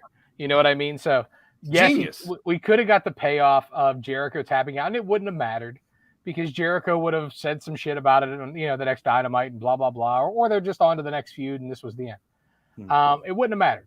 But having Menard tap out instead with Claudio and having Eddie act so defeated by that, and then after the match, he's like, "I don't want to get up. My back hurts. Fuck this."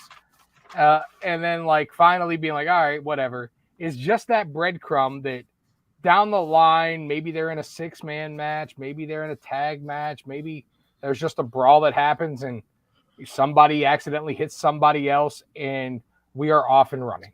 And it's going to be fantastic because Claudio, as we all know, is world class all the way around. And he works stiff as shit. It looks phenomenal. It looks like he's killing people. And you've realized by now, especially after last night, playing whack-a-mole, as you said, that Eddie Kingston is just a fucking lunatic. And that's great. And at this point, what they did on the indies for probably $50 a piece is fucking legendary. Go look it up. What they're going to do on national television and pay-per-view for millions or at least thousands of dollars is going to be fucking fantastic. That's kind of the theme of, what we do here is we don't go over move through move and everything that happened. We like to run over some of the big spots and then go watch it, man. Go watch it. Forbidden Door was great. Go watch fucking Blood and Guts. It was great. And now, before we get to the next segment, and the next two segments are really short, so we don't have much time left.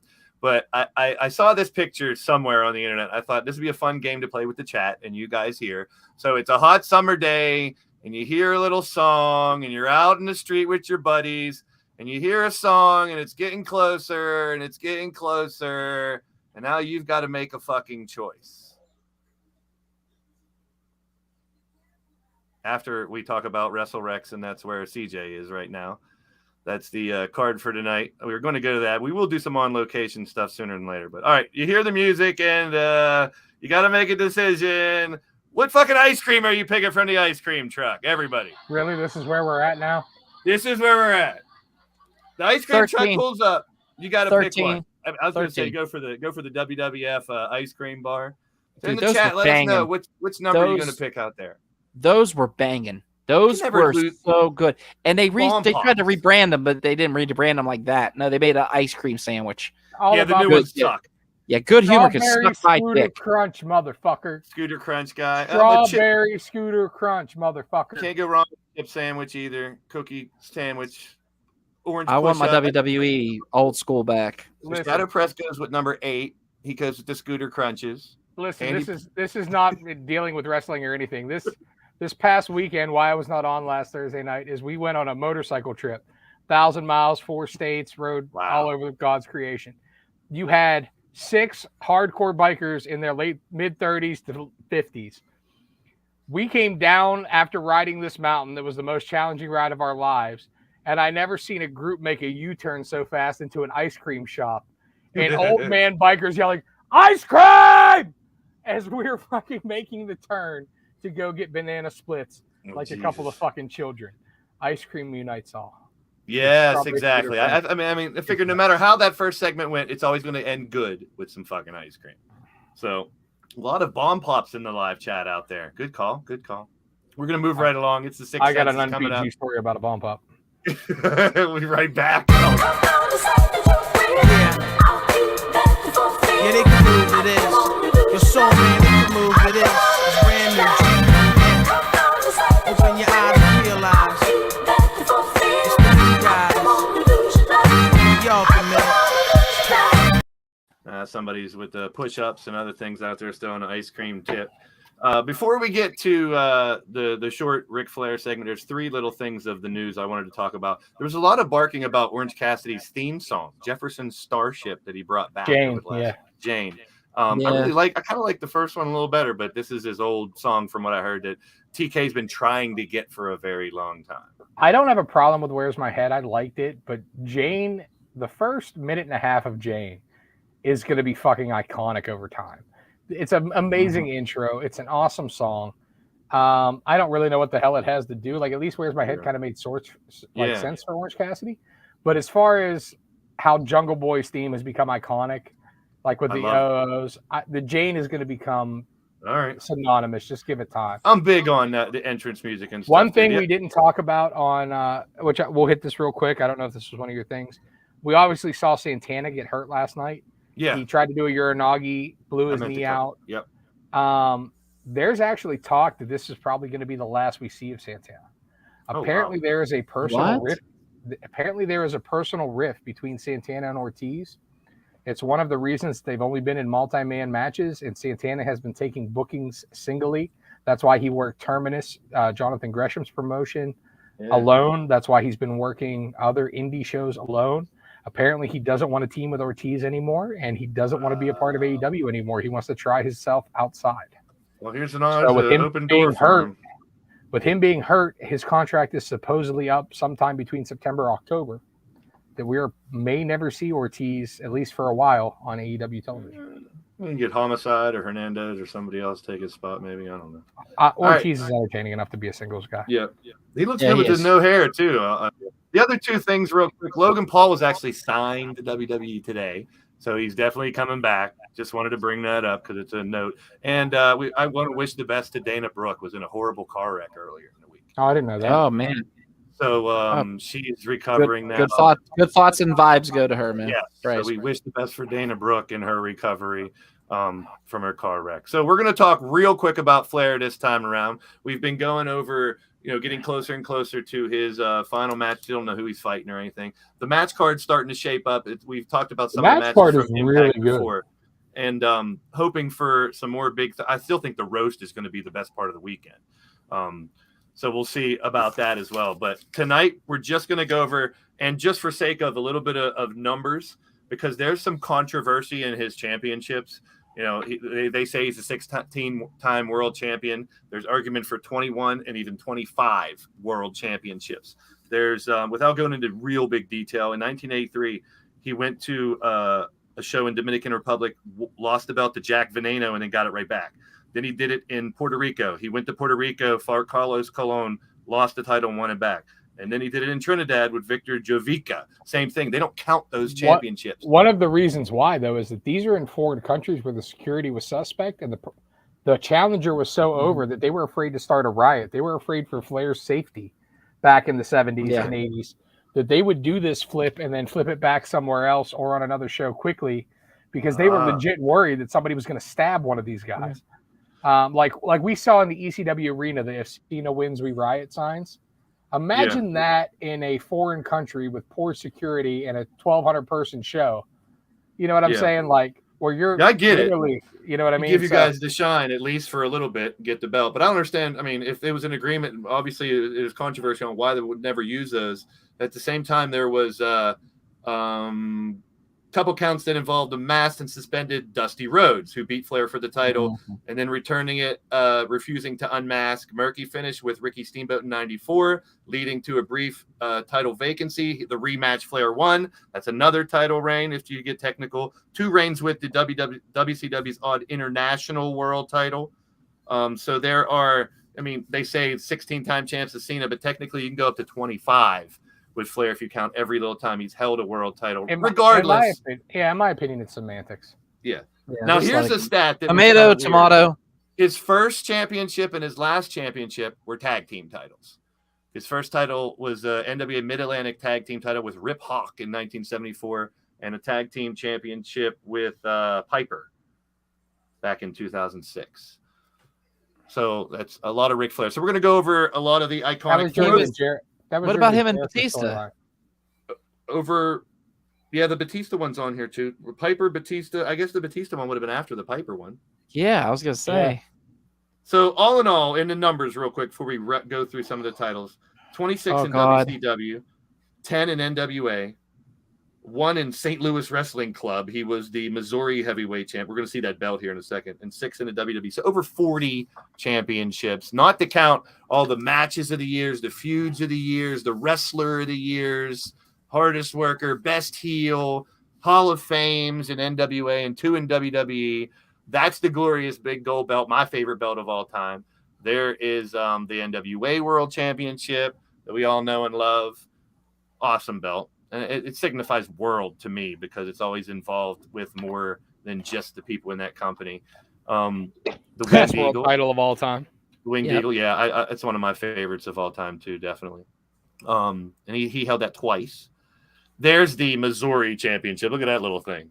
It looks like a Heineken can on like a string. It looks like a beer can. It looks like a beer can title. A little bit, yeah. So we're going to see some Mid-Atlantic / WCW ones. That's I think that's the television, Mid-Atlantic television title. There's the United States title from Mid-Atlantic. What the fuck? It looks like someone ripped off his skin, and there's like there's a patch It looks like something out of It Hellraiser. Yeah, it does. The red is Someone tore his soul his apart. innards. Or- Yeah, or it's like his innards. He has America in his tummy. I guess Pinhead had sights to show him. But then again, those two probably had sights to show him. Okay. That's a WCW World Championship. That's a U.S. title. U.S. title. Mm-hmm. Can we get a picture of Sherry Martel in his robe? Never mind. I think I have. Intercontinental.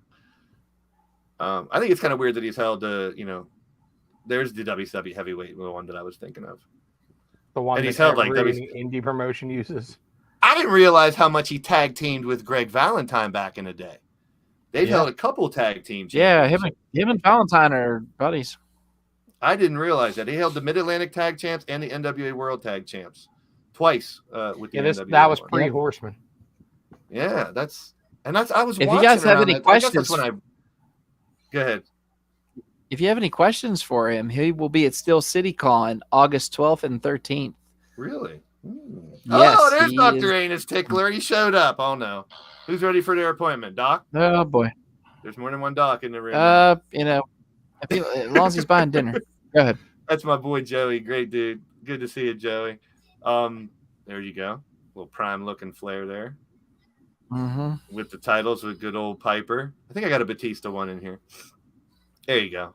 So has anybody seen the packages for purchasing StarCast? And yeah, it's like $100 one, a $200 one. Yeah, they're a little $34.99 for the show. That's not bad. But if you want the show and the roast, it's like $100. Yeah, that's what's fucked up because I want the roast, but I don't want to pay like $70 for a roast or $60. You get three things, I think, with a $99 package, but they're not offering just the roast and the card. Like it's either one or the other or $100. Yeah, you get a bundle. They're getting you in that bundle. And I don't know what this Ric Flair tribute belt was, but that's not really a belt. I just figured I'd throw that in there for. They actually released that as literally a collector's item that they only had so many of, and you got an actual robe with it, with the belt and everything. Okay. It was really cool. I've seen a collector on YouTube that got it. Pretty neat. A quick one on Flair this time around. We're going to get into some of his nicknames, some of the other stuff that goes along with Ric Flair. I don't want to spoil them all in the next couple weeks leading up to his final match. And that is it for the Ric Flair tribute for tonight. And we're getting closer and closer to that. We're getting closer and closer to our final segment, which will be pretty quick. There's only a couple matches for our 2 cents. Stay tuned.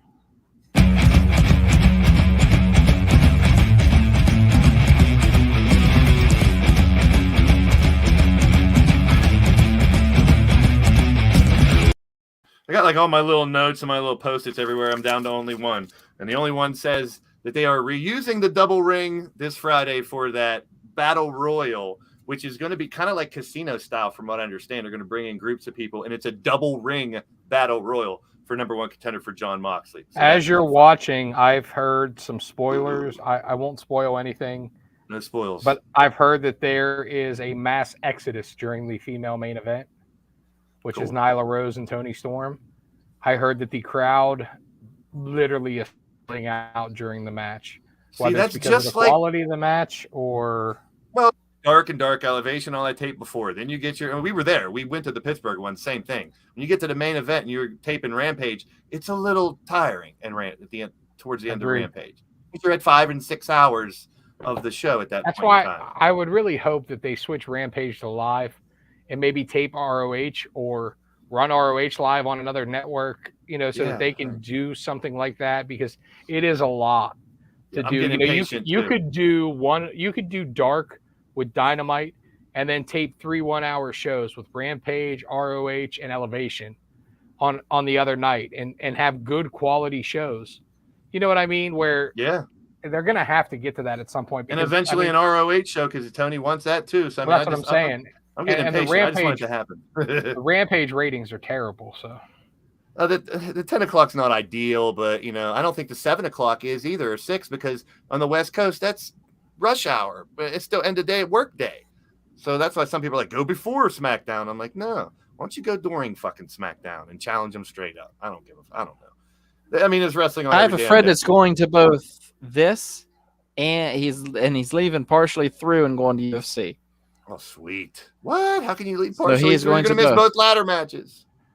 I don't know. They're probably going to start the match. They're going to start Money in the Bank with one of them. I told him, I was like, I don't know why you did that. I'm talking about Jason from That Wrestling Podcast. Yeah, he also met the Jason. Street Profits already. Big shout out to That Wrestling Podcast. Yeah, he wants to smoke. Big shout out to him. Big shout out to Joker, Drum, everybody in the live chat coming through. Doctor, make sure you guys hit that thumbs up. We are also live on the WrestleSense channel, guys.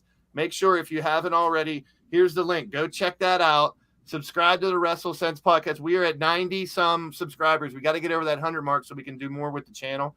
So definitely pop on over there to the WrestleSense channel. We're live on that channel right now, too, and help us get over 100 so we can expand the channel.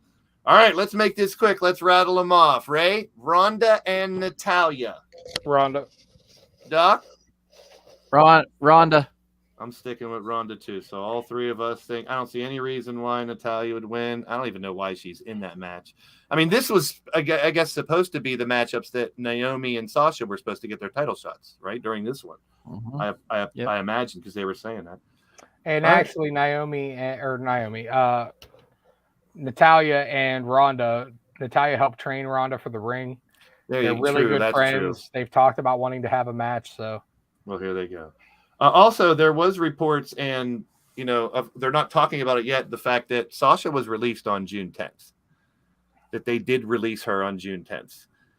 They haven't announced it physically or anything, but there is a lot of big places reporting that. I think it's Raj from No DQ, who's been around since I started watching wrestling and reports, and he stated that they're not talking about it, but she has been released since June 10th. Who knows where she's going to be yet or whether there's a 90 days tacked on. We'll see. And the same thing about Naomi. I figure we might as well cover those. 90-day. Yeah. Unless her contract expires or she negotiated something, there would be a 90-day. Yeah, that's what I'm thinking. If they might negotiate something because lawyers had to get involved in this if they're trying to get out of their contracts and such. Same thing here. Everyone going Bianca? I am. Bianca. All right, so we got consensus that the women's matches probably shouldn't even be on this damn card. I hope they swerve. I hope Carmella wins. Why not? I mean, I'd like some intrigue and maybe hope that the other person could win. Same thing here. I mean, is there any hope that the Street Profits are going to win those double belts off of them? I mean, hopefully it's the end of this feud. As much as I would love to be proved wrong, but I'm calling the Usos. So I guess we're all going Usos as well. Mm-hmm.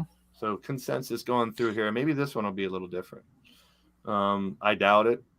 Unless you're calling for heel Cena to come in and swerve Theory and help him lose the belt to Bobby Lashley. I don't see any reason why you take the belt off of Theory. I think a win over Lashley builds him tremendously if you can get it. You guys agree or what? 100%. Nobody's taking Theory. This is going to be a very anticlimactic Money in the Bank. And it sucks because, I mean, Money in the Bank's kind of like the Chamber. I look forward to that unique match. You need Roman for this event. You need Roman for this event, and they're not using Roman. You're going to see the missing of Roman and Cody. Well, we just saw how AEW reacted to missing a bunch of their big names. Now we get to see how WWE reacts to missing a bunch of their big names. Does Charlotte come back? She's been gone now too. Roman's gone. Cody's gone. There's a big chunk missing. So now this one, to me, I think it's kind of a crapshoot. I can see a lot of reasons for a handful of these ladies getting the option. I'll let you guys go first. Ray? I'm still up in the air. I agree with you that it's a crapshoot. I think it's going to be Becky, and I don't want it to be Becky. I'm just saying, I would like to see it be Alexa Bliss or Liv. Or even Asuka. I really don't care. But it's going to be Becky because it's the way they book the women's division. It's the way they book, period. It's going to be Becky. Yeah. Doc? I'm going with Alexa Bliss. As much as I would love to see Liv Morgan get it, I just feel like you're going to see those two at the end, and I feel like Alexa's, since she had that job job to live on Monday, I think that's kind of like the antagonist to go over. Where those are the last two on that ladder, and I think Alexa, just being the proven veteran, ends up turning it. I mean, they're turning it up with Alexa. Look at the new theme song; it's amazing. Yeah, it is. I love her new theme song, and I really like what they're doing with her. They're kind of giving her like a little bit of a crossbreed from the evil Alexa. Yeah. To the usual smart ass Alexa, but with a little bit of Lily, right. I hope I'm right too. But right. And I hope I just don't want to see Becky. I mean, I like Becky. I want the man back. I hate Karen Becky. Yeah. I 100% hope that Doc is correct and I am wrong, but I just have no fucking faith in the Don't get me creative wrong. WWE. I would love to see my future ex-wife Shotzi Blackheart win it, but I understand that it is what it is. So I'm calling it Alexa Bliss. Okay, Alexa for Doc. Now, Shotzi's on the come up. I think she still has some time. Asuka would be my pick. She's my favorite out of all these, as well as I want to Liv, know who airbrushed Liv Morgan's titties. Thank you, Monster. I don't know. God damn. Both Lacey and Raquel are coming into good. I mean, that would be a huge boost for either one of them. Liv's been battling on the top for a while. Same thing with Alexa. I could see those, but I don't want to go Becky. That's who I think it's going to be. But just for shits and giggles, I'm going to be different and say Liv. I'm going to say Liv, just so we all three have someone different. Oh, you picked Asuka like 2 seconds ago. No, I said I wanted Asuka to win, but I don't think they're going to go with her. I think if they're going to go with anybody, it's Becky or Liv has been at the top for a while, and she hasn't got that flip-flopping motherfucker right here. So I'm going to take Liv. There's Liv. Karen Becky is lame.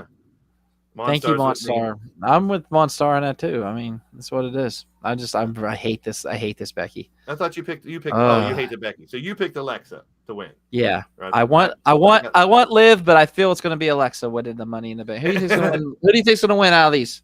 Go ahead and pick one. Liv. Okay. Yeah. Bodie picked Liv. All right. See what happens. Like how the kid's thinking. So here we now have. There we go. The mystery person, and I hate to say this, but I could really see them putting it on Omos and having MVP as the mouthpiece, holding the briefcase, saying this big beast ain't no going to lose, and he's going to take the belt. I'm going Seth, and I hope that Seth is the one to finally take down Roman, but that's just me wishing. So I'm going to go with Seth. Doc? Get back to me. Okay. Ray? Riddle. I'd love to see Riddle. That would be my second pick, so I'm glad Ray took it. Riddle needs to push. We talked about him being the one to get that world title shot. He had that fight. Will he get another shot? And we already know Drew has a shot lined up at the castle, unless he's going to win the briefcase and call his shot. Hey, I'm using this for the castle just to make sure I got it. Like you said, it makes sense to, he already lost. He's not supposed to be able to challenge, but this is the loophole. So, he can kind of hold that over the head. I think maybe we actually see him cash it in and get it. If not, he calls the cash in and they have a pay-per-view main event match, at least with Riddle and Roman, to help get to the Cody Rhodes thing. But I would put the belt on Riddle and then have Roman get it back. You know what I mean? One, it helps make Riddle. Two, if Roman's going to have the more lax schedule, you could keep it off him for at least 3 or 4 months before he gets it back off of him. I'm hoping that they go with Riddle. What's my fantasy booking in this? The most fun way to handle this: give the briefcase to Sammy. Let him convince Roman he's got it to protect him. He's never going to cash it in on him. And I heard this on a show somewhere else, and I'm not sure if you guys can help me think of a way this can happen. How can Sammy accidentally cash in and beat Roman? I don't think he should. If he were to win it. But wouldn't that be entertaining, him just teasing it, having the briefcase? Because they already have the story. It would be great if he just did it. Who's the secret guy? That's when we get to here, the final part. Is there a secret guy coming into? Yes, there's a mystery. We're going to find out Friday. So now that's the final thing. All right. So Ray picked Riddle, Blaze. I picked Seth. Who's Doc got? I'm going to go with Riddle, too, because I had the same exact feeling that Ray did. There's that loophole. He's not allowed to go for the belt. Bodie, who do you think? Riddle. Okay, so both Doherty say Riddle. The final thing I want everyone to do, and I want to put on our booking hats real quick, and I'm going to do it first. We're going who the mystery person is and what's going to happen. Here's mine. I'm going way fucking out there. Cody Rhodes, with his arm in a brace, finds a way to come down and climb up and take that briefcase and hold on to it until he wants to and recover. So I'm calling Cody Rhodes. Not needing to wrestle. They might not even announce him until late in the match. And you hear the lights go out when someone's on top of the ladder. And then you hear, wrestling's got more than one royal family. I just think that you can use Cody without having him fight. And then the end game is him getting Roman, which is they're going to go to anyway. So that's my way out there prediction. Doc, who do you think the mystery person can be? Bastion Booger. Oh, no. Jesus. I thought about Cody Rhodes there for a little bit. Yeah, I I hate to say it, but Brock Lesnar's known for making everybody's Money in the Bank and pissing in everybody's Cheerios. Oh, God. So, if anything, I have a gut feeling, they did show Brock in the beginning. I would love to see Bray Wyatt, like Walter's saying right now. I would pray to see Bray Wyatt, but unfortunately, I'm going to have to go with Brock Lesnar. Brock, that's a good one. All right, Ray, you're a booker, man. You always have great ideas. Hook us up with one. Do you want what I want to happen, or do you want what I think's going to happen? No, I want you to book whoever the mystery man is coming in and winning. Edge. Ooh. Ultimate opportunity. Oh. We get Metalingus back as his entrance music. Bum, bum, bum, bum, bum. He comes out, he wins the briefcase, and he cuts the promo the following Monday saying that I'm the ultimate opportunist. I'm the one that's going to cash this in. I'm the one that's going to take the title. But first, I have some dickheads to deal with. And he goes into the feud with Judgment Day just like we expect him to do. But that then puts the intrigue on somebody who's cashed in before. Yeah. Somebody who's believable to cash in. Somebody who we could definitely sell a pay-per-view with Edge versus Roman. Mantar. It's all right there. That's a good one. Unfortunately, it can't be Orton. He's out for the rest of the year. And his from what I'm hearing, his injuries Orton's out rest. He could be done too, unfortunately. Hopefully he's not. But it's a lot worse than they originally reported from what I'm hearing. So we'll have to keep an eye on that. Those are good ideas. And that's let's see what else I have thrown in here. Jake Bagwell, I hope you're wrong. I love Dolph, but that would be such a letdown. All right, who's the best Money in the Bank holder ever? Favorite? My memory sucks. I couldn't tell you. So anyone in there that you enjoyed the most? Ray? As far as enjoyed, I mean, I love when Kennedy had it. I loved when Punk had it. Brock out of nowhere winning it and then acting like it was a boombox was hilarious. Yeah. But my favorite cash-in of all time whoever held Money in the Bank is between Seth Rollins at WrestleMania just because it's so iconic. Yeah. And then that Monday night after WrestleMania when Ziggler cashed in on Alberto Del Rio was so emotionally like, oh my God. Like, because it was one of the first times we really saw a cash-in like that. Yeah. It was the Monday after Mania. The crowd was hot as hell. It was freaking awesome. I have a 3-way tie for mine, and it's Punk, of course, because it was just really awesome hearing Punk's music whenever I forget, was it Triple H? No, I forget who Punk pinned for it. But Edge, because he did it in Pittsburgh against The Undertaker. He had enough balls to use that briefcase against the dead man himself.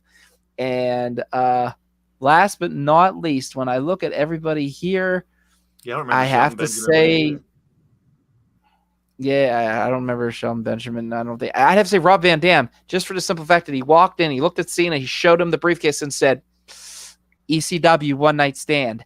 That's where I'm taking you. And I love the fact that crowd went absolutely ape shit when Van Dam's like, I'm not going to attack you from behind. I'm going to take you to Philadelphia, Pennsylvania, or the Hammerstein Ballroom in New York, and I'm going to win it there.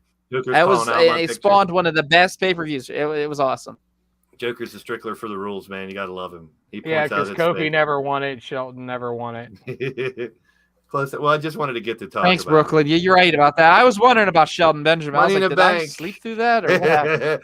Saturday, 8:00, folks. That's it for that. And now we will have one final segment because right now it's at the end of the day.